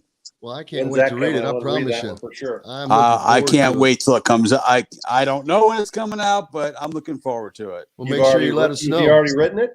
Yeah, I've written about 98% of it, just adding some stuff right now and waiting for the editors to tell me to cut 2,000 words. Is he still in Los Angeles or wherever? Yes, he's still in LA. He's doing really well, man. He's much more, well, I don't say laid back because Jay is never laid back, but he's a little less intense than he used to be. Let's just put it that way. Okay, well, coming up next, we've got a 10-year veteran of the NFL and IU grad, Mike Dumas, a great defensive player. I'm sure Indiana could surely have used him this season, but looking forward to talking to Mike when he joins us next. Rick and Bob, I can't thank you guys enough. It is always an absolute entertaining. This is one of the probably the most entertaining segment I get to do all week. It really is. But I can't thank you guys enough. Appreciate you, man. Thanks, See you later. Thank you very much. you, Bob Derrick. Kravitz with The Bob Athletic. Derrick. Make sure you go there and sign up if you haven't. Become a subscriber. And Rick Bozich with WDRB.com. Go there to read his information as well because he's a Hall of Fame writer. Coming up next, like I said, Mike Dumas played in back of the Bill Mallory era, 10 years in the NFL, one of the greats. Looking forward to talking to him right after this. We'll be right back to the Golf Club at Eagle Point Studios for more Indiana Sports Beat Radio with Jim Coyle, presented by Andy Moore Honda of Bloomington and Southern Stone Restaurant. Whether it's a celebration. Sorry, Mike, those guys wouldn't. Well, they're just two great ones, man. When you get two riders like that, boy, it's too hard to shut them down. Oh, I definitely understand. How are you doing, man? I'm doing well. How about yourself? Great. I was trying to. I'm like, damn it. Have I had him on before? I thought I had so many people on over 1,000 shows. I forget sometimes, but I'm like, I'm going through my phone. I'm like, no, I haven't. I was in school when you were playing. I lived with Jim Sams and Vince Fisher. I'm sorry. Oh, believe me, man. I'm sorry you had to go through that. Sam's was 6'2", 245, but he was easy. Vince was 6'3", 300, and a big puppy dog. But I remember one time we were playfully arguing about something, and we lived in these brand new apartments. And I said something, and he was the guy I could say whatever I wanted to because he was a big puppy dog. And I said something, and he gave me just a little forearm shiver in the shoulder and knocked me sideways. But just doing that, he was so strong, he knocked me into the wall. Right between these two studs, I guess. And there was a damn hole that was probably 2.5 feet big. And then he looked at me and goes, and you're paying for that. So I'm like, yeah, you bet. But yeah, Vince, I think Vince is a state trooper in Illinois now. Okay. All right. Jim's back out in Iowa, has a family. But yeah, it was Jim Sams, right? Jim Yep. Sams? Okay. Yep. He played it. His high school was like just over 100 people total. Mm-hmm. And I'm like, how the hell does a guy that played at a high school with 100 people end up in the Big Ten? It's crazy. That was the power of Bill Mallory recruiting, man, back in the day. He reached out to places that other people didn't reach out places to. And I forget where Jim went. And, yeah. Probably was at a JUCO someplace or something. Most definitely, though. I mean, I'm from a small town up in Michigan. Yeah. Oh, I knew. I saw you from Michigan. I didn't know where it was. I was looking forward to asking about that and how you ended up down here because right now the big thing is the recruiting footprint had been extended out to places like Michigan and down south, which has been big. All right, here we go. I'm gonna come back and then lead with that when you come back, Jim. If you want to, just so he doesn't answer it right now is kind of what I'm getting at. I got you. Honda Passport, also 0% APR financing over 48 months and $0 down. Get more to your door with AndyMooreHonda.com. Come see us at the all-new Andy Moore Honda, now in Bloomington. Today's guest is brought to you by Reynolds Family Dentistry of Sellersburg. You need $1 million smile for those championship photos, and that's exactly what you'll get with Reynolds Family Dentistry. Now back to the Golf Club at Eagle Point Studios for more Indiana Sports Beat Radio with Jim Coyle, presented by Andy Moore Honda of Bloomington and Southern Stone Restaurant. Welcome back on this Wednesday, man. It just keeps getting better. Gee whiz. Finished up with Rick and Bob, and now how about a blast from the past? one of the greats from Indiana football and back in one of the great eras of Indiana football. Mike Dumas, 10-year veteran of the NFL. Big thanks to Derrick for getting him on with us. How you doing, Mike? I'm doing well. Thank you for having me. Oh, man, it is a pleasure. Trust me. Like I said, when you were playing, as I was in school then, it was so much fun. The program was rocking, all those bowl games. Anthony Thompson, defense, and you guys, just what a fun. I had two of my roommates had played, and it was just football was so fun. It's like it has been the last couple of years, not this season, unfortunately. We'll get to that, but man, it was what a great time that was. That was an awesome time. Right now, if anybody asked me, what period of time would you go back to if you could? And it wouldn't necessarily be my freshman year, but every year after that, definitely. Those are some of the highlights of my life. You guys, what was your relationship like, Derrick, back then? Real quick, Mike started. His rise to fame came from blocking punts, and he can tell you the rest of it from there. Oh, he did a lot more than that, but yeah, he did. Yes, he did. But how about developing the relationships you guys get to develop, and like right now, all these years later, that's one of the things that I value in whatever it is, and whatever, it doesn't matter if it's a sport or a job or whatever. It's having met someone that you're able to carry on that friendship so later in life to where you're not even around them, but it picks up right where it left off every time you're back together. And I'm sure that's like that for you guys and a lot of your teammates, or especially the ones that there are just certain ones that you draw closer. But that's probably some of the things I would think that you hold dear. And that's exactly right. And I think a lot of it has to do with the bonds that you build, especially on the field. During the course of training, going through 2 days together and just spending all that time together while you're traveling, practice, meetings, training table. And then they always pair us up with a teammate to live with in the dorms until, your junior year when you can actually move off campus. But 9 times out of 10, you move in with another former or a teammate of yours. So you build those bonds, you build those friendships, and those are something that a lot of people can't say that they have. I've been fortunate. I lived in South Florida, and who was my neighbor? This cat that you have on the screen right now with you, he lives right down the street from me, and our kids go to elementary school together. That's crazy. And you're going to have another guest on the program, Kenny Allen. Back here in Houston now, my daughter and Kenny Allen's son, they went to homecoming together, and they had no idea that we even knew each other. That is nuts. It's a small world. It was funny. You said earlier in a segment, I was talking about telling a story where I ran into Pat Graham a week or so ago, a former basketball player at IU that we both went to Floyd Central High School. His father-in-law was my football coach, blah, blah, blah. And then he was telling me a recruiting story, actually, and then how that morphed into a guy that I graduated high school with, and David Robinson at Navy, blah, blah, blah. It's the fabric of sport.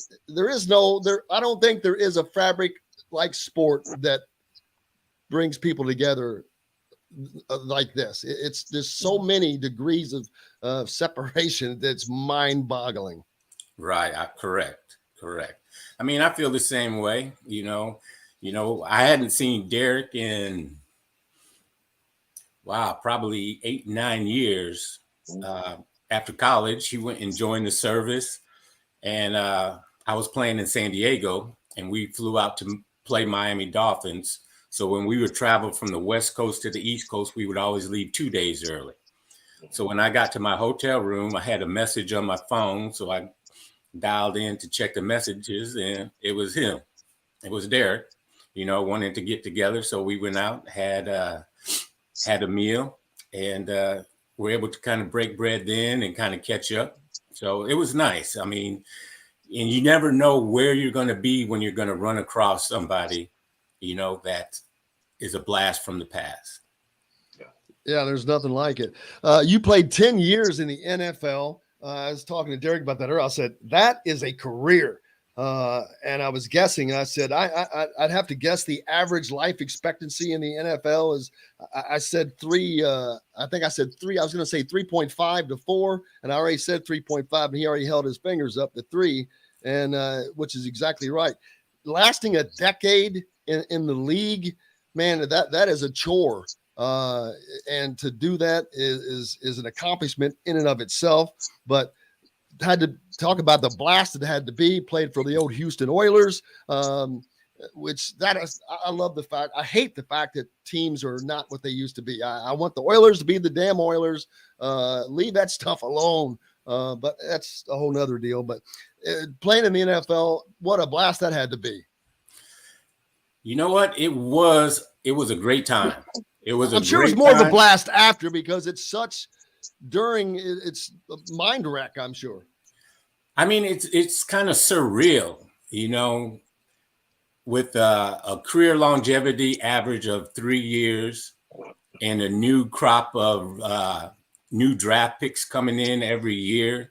I mean, you got to be on your top of your game at all times, because it's a numbers game. And when I say numbers game, it's monetary. So if they can find somebody to come in for less money to do your job, you better believe that you're going to be out the door. So you got to always look at every year, every offseason as if it's your rookie year. And that's how you got to focus your mind and train your body and be prepared. And it's a grind. It's 10 a grind. years of a new crop of guys coming out trying to take your job that are younger, some stronger, some faster, but obviously not as good. They didn't get it done. Derrick, jump in. I'll let you be. Well, no, I mean, Mike is exactly right, man. I mean, the thing I know, not to remember, the thing I know about Mike most of all is that he always remained the same person. And probably should have been drafted a lot higher than he was, but nevertheless, he was drafted. And he's the same guy. Every time, we got an opportunity to be around each other, spend a lot of time even after football, post football, being around each other. And like you said, in South Florida, had an opportunity, to spend time together with our families and with our kids. But Mike was, like I said before, when Mike came in, it's almost like the NFL, because I came in the year before Mike. So the next year, they bring this other defensive back in. That's a cornerback. I was like, well, somebody gonna lose a spot this year. Somebody's gonna lose a spot. And Mike came in, like I said, and he started blocking punts, and he just went to the top. I played every position in the secondary. I mean, from safety to corner, and even at that, I think the most notable thing about Mike coached in the NFL. Okay, here's a guy that should be. Folks, and if you don't know this, this is coming from me. Here's a guy that should be coaching on someone's football team. He's ready, willing, and waiting. He's got a lot of knowledge, but he coached with the Miami Dolphins, right, Mike? Yeah, I spent 4 years with Miami, coaching under Nick Saban and Cam Cameron. Wow. Yep. Yeah.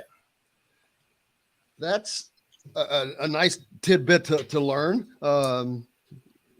Need to get somebody to add that to your Wikipedia page. Absolutely. Nick Saban, obviously one of the greatest, going to be considered one of the greatest coaches in certainly collegiate football of all time, has dominated college football for the last decade. It didn't work out for him in Miami, but and Cameron also a great offensive mind, one of the great offensive coordinators. He was just terrific as a coordinator. He didn't have his success as a head coach, but man, as a coordinator, he lit it up for a lot of places. That had to, in 4 years, that's a lot of learning there. Are you wanting to get back into coaching? I am desperately trying to get back into coaching. It's got to be the right fit, the right scheme. But You know, I've played in the 4-3. I played in the 3-4. I've even played in Buddy Ryan's 46. So there's not a lot of defenses that I haven't been around or associated with or have knowledge on. But just getting the opportunity to get back in there, that's something that I really long for right now. And I don't want to put the cart before the horse, but there are more than likely Indiana's deep problems this year. We haven't talked about Indiana yet. Their football team, not the season at all that anyone expected. And there's going to be changes. I mean, there's no other way to put it. I can soft shoe all around it that I want to, but we've already seen teams like Nebraska clear their entire offensive staff, which I've already said, I don't get that. Let the season finish.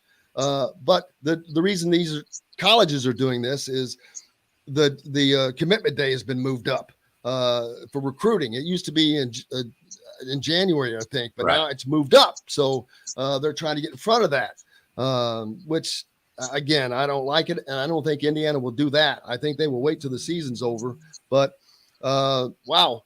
If that opportunity came up, that would certainly be certainly incredible.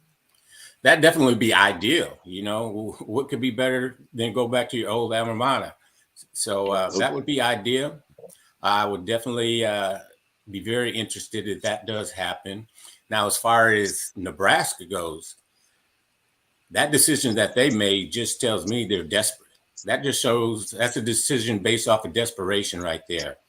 And they knew they had to do something, and since they weren't going to fire Scott Frost, they had to do something big. They had to do something to make a big splash.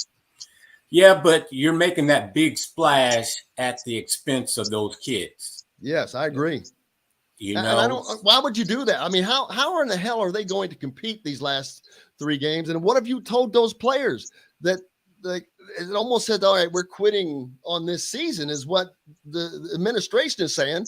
All right, we're quitting on this season and we're focusing on next year. Well, these players aren't going to quit, but who the hell's going to coach, call the plays? And I know that they're setting up to do that, but that's got to make it even more difficult.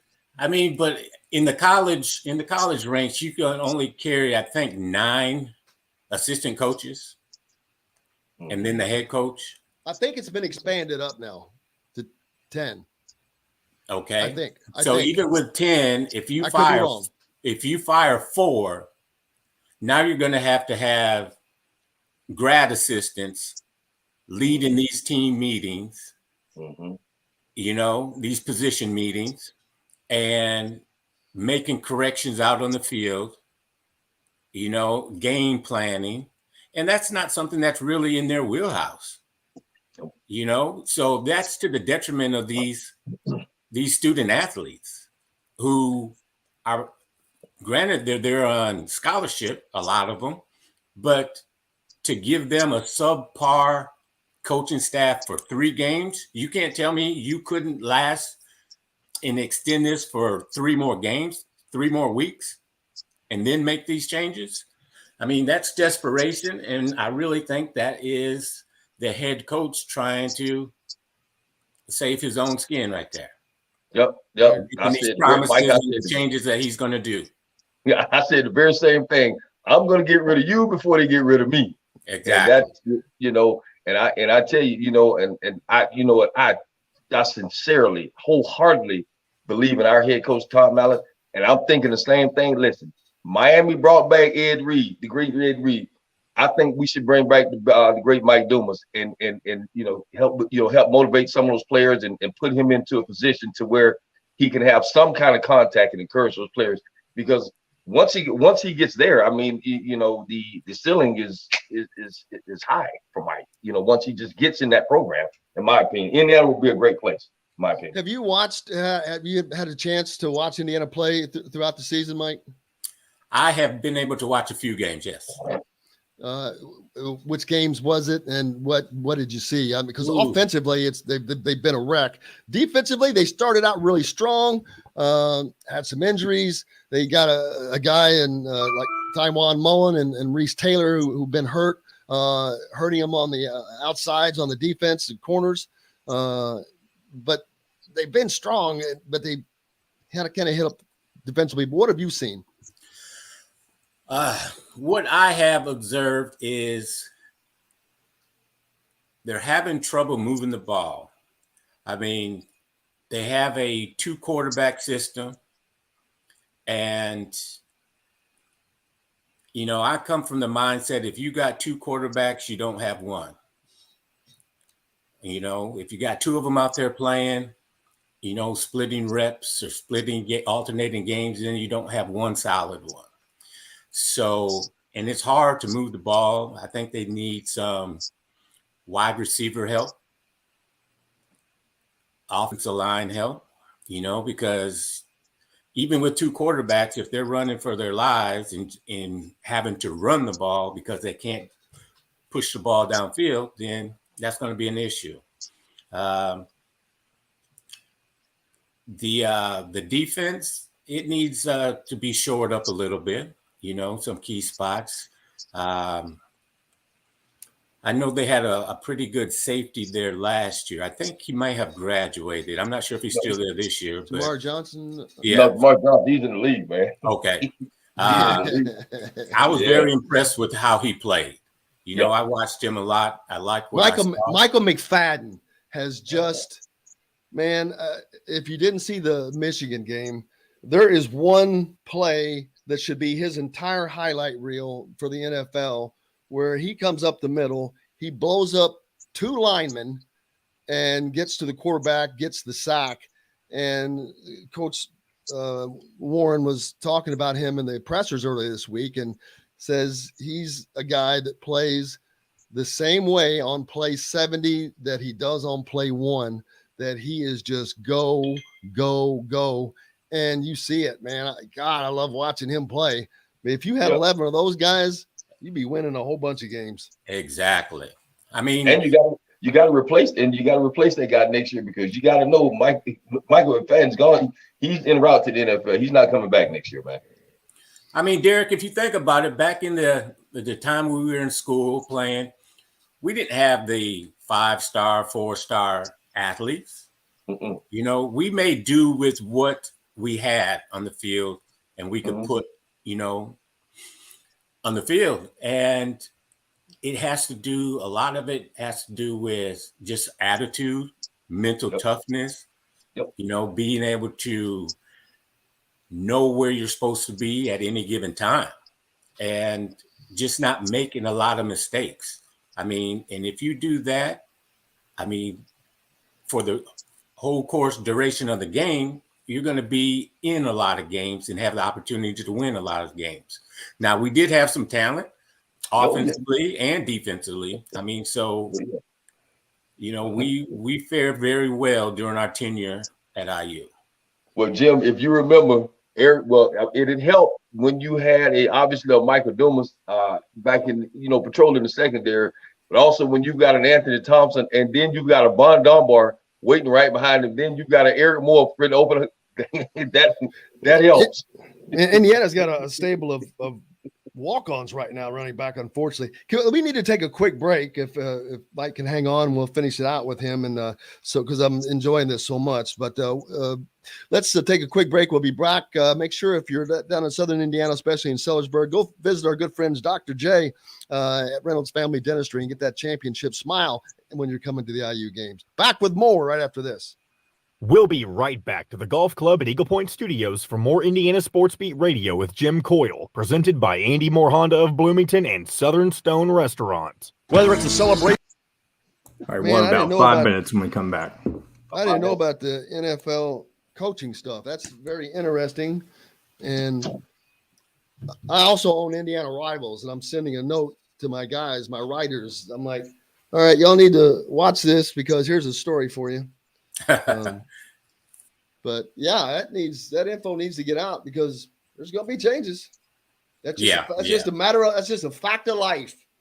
Yeah. I have a nephew out of Dallas, Georgia, wide receiver. I was talking with Mike Dorr and Ryan Hansen. Mike Dorr is the operations manager with IU football, and Ryan Hansen is the on-campus. Oh, Mike Doig. D-O-I-G. I thought it was D-O-R-E. Okay, maybe it's something different. Maybe there's a different. I know Mike Doig. I don't know what his title is. Oh, okay. Yeah, I have a nephew, wide receiver, that would be the perfect fit for that system right there. 6'4", 212, outside receiver, runs a 4.4. Dude, there's a quarterback in Texas that's coming here at the break. Josh Hoover. He's only 6'1", but he's thrown for like 9,000 yards in 6A Texas football. Watching his I really like his game. What part of Texas? He is in Dallas, the Dallas area. Heath specifically. Yeah, Heath. Yeah, he plays for Heath High School, Heath something else. Okay. But I've watched his highlights, and man, his throws are quick release, deep. He's on the money. The strikes, the crossing routes, the quick throws. He just seems to have an understanding of the game, reading defenses. It was so bad that for the last 3 weeks, the teams they played, they gave up. They sold out on the run to only umbrella the pass. And so his team ended up rushing for like 900 or 1,000 yards in the last 3 games alone. Wow. But yeah, I'm looking forward to him coming in. I just think he could be that guy, but we'll see. I mean, but 6'1", that's not too bad. Look at Drew Brees. That's exactly who he keeps getting compared to. Who was from Texas? In that area, right outside Dallas. All right, here we go. 10 seconds. Each weekday. If we're not on the station where you live, we should be. Ask for Indiana Sports Beat Radio. This segment is brought to you by Remax Advanced Realty, Indy Home Pros team by Cheryl Sizemore. Now back to the Golf Club at Eagle Point Studios for more Indiana Sports Beat Radio with Jim Coyle, presented by Andy Moore Honda of Bloomington and Southern Stone Restaurant. Welcome back on this Wednesday. Man, it's been an absolute blast. And finishing up strong. Man, DJ Derrick Jackson brought Mike Dumas along today, and what a royal treat that was. But I did not know that you coached in the NFL for 4 years, and especially under Nick Saban and Cam Cameron. Now, Cam Cameron, what was that experience like? An IU guy there. And we're going to talk about Matt Canada. He's the OC for the Steelers right now. But what was the experience like with Cam Cameron at the Dolphins? The experience with Cam, it was short but sweet. He was only there 1 year. And, but I have known Cam for years. While I was at IU, he was at Michigan. So our paths crossed then. So we would have conversations on the sideline before games and maybe a greeting or a farewell after the game. But while he was a head coach, he did a good job. He was a very positive, very Christian-oriented man, and had a lot of respect for him. Still do. Like you said earlier in this segment, he is a brilliant offensive mind, and he's able to put together some offensive game plans that, are coverage busters. And I just like the way he kind of set things up over at the training facility, and how he ran practice, how he ran meetings, and how he kind of delegated responsibility, especially to some of the younger coaches, giving them a little more responsibility and cutting their teeth in the coaching industry, and, just giving them that opportunity. So I really appreciate him for that. And then, of course, Nick Saban, a guy who would go back to college and just has dominated for the last decade. what was that like? Because we've seen some great antics over the years with Lane Kiffin there, which that was a TV show, man. Someone should have made that a reality show. But what was it like under Saban? It was totally different than it was under Cam Cameron. Definitely different. I mean, he's a very intense, short-statured man, but brings a lot of authority, brings a lot of knowledge. And just sitting there watching him break down the defense, usually most coaches have to hit the rewind button a few times to kind of see the blocking scheme. He just goes through it once. He knows where everybody is and what everybody's doing and just writes it down as far as the game plans. And I've just never seen that. And I've been around the game of football for a long time, and I've never seen somebody break down the defense like that. He's a great defensive mind. I think the only issue that he really had was he was dealing with grown men with families at that time, and you can't treat them the same way that you can treat a college kid. It just doesn't work. There's too many egos in that locker room, in that building and not only that, but you got these egos who make more money than he does. And that was the knock on him. And this is amazing. We are going to go to overtime today. First time we've done that in, I don't know, a long time, because we have to end the radio side. If you're listening to us on the radio, thank you so much down in Evansville on WREF, the ref. We've got lots more tomorrow. Thanks a lot to Rick Bozich and Bob Kravitz, Derrick Jackson, of course, Mike Dumas. If you want to continue listening, if you're listening on YouTube, whatever, we're going to go to overtime. But make sure hit up our good friends at Andy Moore Honda Bloomington and Southern Stone Restaurant to coach a show. They're there. Tom Allen is there tonight at 7:05. Until tomorrow, I'm Jim Coyle. I'll see you on the radio.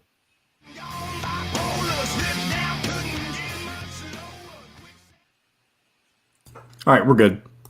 All right, welcome back. Doing overtime. I didn't want to interrupt you there. This is the first time we've gone to overtime in a long time, but this has just been enthralling to me. Yeah, I'm sorry, you're talking about Nick Saban. He's always had that look on the sideline when you watch him. He seems like he's an intense SOB, man. I mean, but that look that he has on the sideline is the same look he carries into the training facility. All right. So you got all the staff walking around through the halls on eggshells when they see him coming down the hallway. But during our off season, there was a little park not too far from our training facility. And we would go in, as a coaching staff, a few of us coaches go in and we'll play basketball, and he would always have to pick the teams. We couldn't just randomly say, okay, I'm going here, you go there. He would always set the teams. And he's actually a pretty good basketball player. I mean, but his whole personality changes once he gets outside of that building and he's not around anybody else but us coaches. I mean, he talks trash. I mean, he can hoop though. I'll give him that. That's funny. I didn't know that. Mike Saban, it's Coach Nick Saban can hoop, huh? Oh yeah, he can hoop. He can golf. I bet he can golf. He's a good athlete. He's a good athlete. That's amazing. And what were you able to take from both of them into coaching and meld with your playing career? I mean, with Nick Saban, just that work ethic. I mean, just that grind. I mean, he was a grinder. He would come in early. He would leave late. He didn't meeting us to death. We would have, a handful of meetings throughout the course of the day outside of practice, but it wasn't a different meeting every 15, 20 minutes about something else. So he would let us do our work. With Cam was a little bit different. It was more meetings, which gave us coaches a lot less time to get, through putting in our defense installation packages. I mean, so the day might start for me at 6:00 in the morning, arriving at the facility. Monday through Wednesday, Thursday, I might not get out of there until midnight. Just because we had so many meetings throughout the day, we couldn't actually really get our work done until after dinner. And that's when everything started, and it pushed our timeline back. But both great coaches, different mindsets. One's a defense, one's an offensive guy, both great connoisseurs of the game. And just being around that atmosphere and being around them. On that coaching staff with Saban, you had Kirby Smart, now is the head coach with Georgia. Wow. The guy that was Georgia, just Georgia, the top team in the country. Will Muschamp was on that staff. Oh, wow. Will Muschamp. Wow. Yeah. Jason Garrett was on that staff. Man. Yeah, there was a lot of guys. The former head coach of the Atlanta Falcons, who came from Seattle, Washington, was the defensive coordinator. Oh, man. He just got fired last year. And I can't remember the name off the top of my head. But he was on that staff as well. So that's he amazing. Had a loaded staff. Well, and that tells you when you have that kind of success afterwards, that there was a lot of learning and a lot of smart coaches on there. So to be a part of that, first of all, it's something to be really proud of. Or NFL or college, is there a path that you prefer coaching wise? Would you rather go to college coaching or go to the NFL? Definitely college. Really? Definitely college. Yes, for sure. Why? I think I would bring more to the table at the collegiate level. Just my skill set, my ability to kind of build relationships and being able to speak to these young men in a way in which I think that they would understand more so than at the NFL level. You got a lot of experience. At the NFL level, you don't really teach technique. That kind of goes out the window. You don't really teach proper tackling technique or how to break a film down and study a film and recognizing route patterns. You already know that at the NFL level. Right at the NFL level, it's just game planning and scheming. You got to understand the concept of why an offense is doing what they're doing, and trying to find that mismatch and what you can do as far as disguising the coverage and think that you're in one thing and at the last minute bailing out into something else. It's more of a chess game at the NFL level because everybody's great at the NFL level. There's no scrubs at the NFL level, It just doesn't happen. Indiana defensively, I think is it the 5-3? They call it the 5-3 that they play. What is it? It's the same defense that they've been running. Charlton Warren, when he came in, he had to weld into the defense that was already in place from the previous staff that Kane Womack had been running before he went off to North Alabama. That actually his father that I think kind of developed as a coach down in the Southeastern Conference. But it's like a hybrid 5-3 type of defense with a monster. I mean, I'm going to tell you right now, I don't know that defense. Yeah. No. I don't know it well enough to talk about it. So,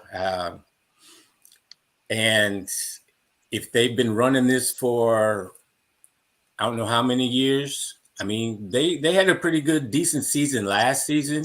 If they were running it then, I don't know if they lost players or players just haven't developed, fast enough to run this type of defense like that. I mean, but the biggest difference is, and it was Bob Kravitz talked about the punch. Well, Indiana led the Big Ten in takeaways last year. They 16 interceptions, I think, 20 total takeaways, led the Big Ten. this year, nothing. They're not there. They didn't get the ball turned over, and even if they had, they didn't have an offense to do anything with it. But you didn't have last year. Remember now, we had Tywall Mullen, we had Jamar Johnson. You know, those guys' presence has been missed in the secondary this year. And I'm a secondary guy. I mean, you know, I know it takes more than, you know, a corner and a safety to win a ball game, but you know, we just didn't have that. What I don't see, and I can't compare those guys to who we were when we played. I don't see that passion. I don't see that will to get the job done. I see these guys kind of breaking down when they see a Michigan or a Michigan State or somebody like that. Because you can't tell me how we started the season off with a Cincinnati and we had these guys backs up against the wall to now where we're getting beat down by an Ohio State. You know, something's wrong. You know what I'm saying? Something's really, really wrong. Or unless Cincinnati is not the team that who everybody say they are. One of the two things hasn't come into play, but I just don't see that like Coach Mallory used to say, 4 quarters. He used to always do this. 4 quarters of hard-nosed football. That's what we got to have to win this ball game. I don't see these guys doing that in all 3 phases of the game. And Mike, how do you talking about getting back into coaching? How do you do that? How do you reach out? Do you make it known to certain people? You make calls. How does that happen, especially with the college ranks? Because college sports has changed so much. Relationships I know matter a lot and all that. But the relationships with former coaches is huge. But how do you go about it? What are you doing? Everything that you mentioned, I'm doing. You got to reach out. You got to stay in contact with them, whether it be through social media, you know, phone calls, text messages. I mean, even the outdated written correspondence, you know, can go a long way. It's just about staying in the back of their mind, because maybe at the time that you make contact with them, there's nothing available. They don't know anything that's happening yet. But if you stay in the back of their mind when that position opens up, then the light's going to go off and they're going to like, oh, I got a guy that I think will be perfect for this position. I mean, but the toughest part about it is there's only so many positions available out there. You know, it's a supply and demand and economic thing as far as, you know, how many positions are actually coming available. You know, if a head coach gets fired, then you might have a whole group of assistant coaches coming in. But if it's assistant coach gets fired, then that's just one position. Right. So, I mean, are you on Twitter? No, I'm not. Oh man. Oh, you got to get on Twitter. Got to get on Twitter, Mike. You got to get on Twitter. I've been told. You got to get on Twitter. I was just looking up. It's like, you got to get on Twitter. That's the players. Actually, they're big Instagram guys, but Twitter, yeah. That's why I was trying to look you up. I'm like, gonna have the people start tweeting out, man. Mike Dumas is available for coaching. All right. Looks like I'll be signing up for Twitter this afternoon. Well, as soon as you do, make sure there's my handle up there at the top at Jim Coyle ISB. Make sure you reach out and we'll start getting that news out there, man. That's part of how you do it. But most definitely love it. But loved having you on today, and can't wait to do it again just for the fun of it, man. Anytime. No, I appreciate it. It anytime. Blast. Learning all of that about you. That's the great thing, is you learn all the stories, and we haven't touched on. There's probably 1,000 stories you guys have to tell that we can tell, because that's the stuff that I like talking about. The stories. I have 500 stories on the top of my head about this cat with you, DJ. All you got to do the next time you have me on, you'll just have one segment. Well, give us one. What's a good short one? Oh man, a short one. I got it is a short one. I do remember. It was my freshman year. He pledged Kappa. Absolutely. Kappa Alpha Psi. Absolutely. He was going through his pledge week. Absolutely. And they made him dress up in a suit and tie and walk through campus to his classes. He couldn't talk to anybody. Nobody. Nobody. He had to look straight ahead. If anybody talked Absolutely. to him, he had to ignore them. So a bunch of us, we used to just follow him all over campus in between classes, just talking to him, you know, grabbing on his coattails and all that kind of stuff. And he wouldn't say a word to us. I mean, and we were just dying. He had to do that for a whole week. It's for a whole week, man. I mean, but the funny thing about it is, back then, you know, we're poor college students. He only had one suit. That's it, one suit, man. The whole week. Oh man, and didn't have money for dry cleaning probably either. Didn't have money for nothing. That's hilarious. We guys, man, it has been an absolute blast. Mike, thank you so much for making this show better. Derrick, thank you for making it happen as always, man. It's been just so much fun. It's a blast, but cannot wait to do it again. Just let me know. I'll be here. Appreciate you guys, Mike. and thanks. Go ahead, Mike or Derrick. Call me, Mike. Love you, brother. Call me. See you guys later. Thank you all so much, and most importantly, thank you guys for hanging on in the overtime period. We appreciate you guys being here. We'll be back again to do it tomorrow. Until then, I'm Jim Coyle. I will see you on the radio.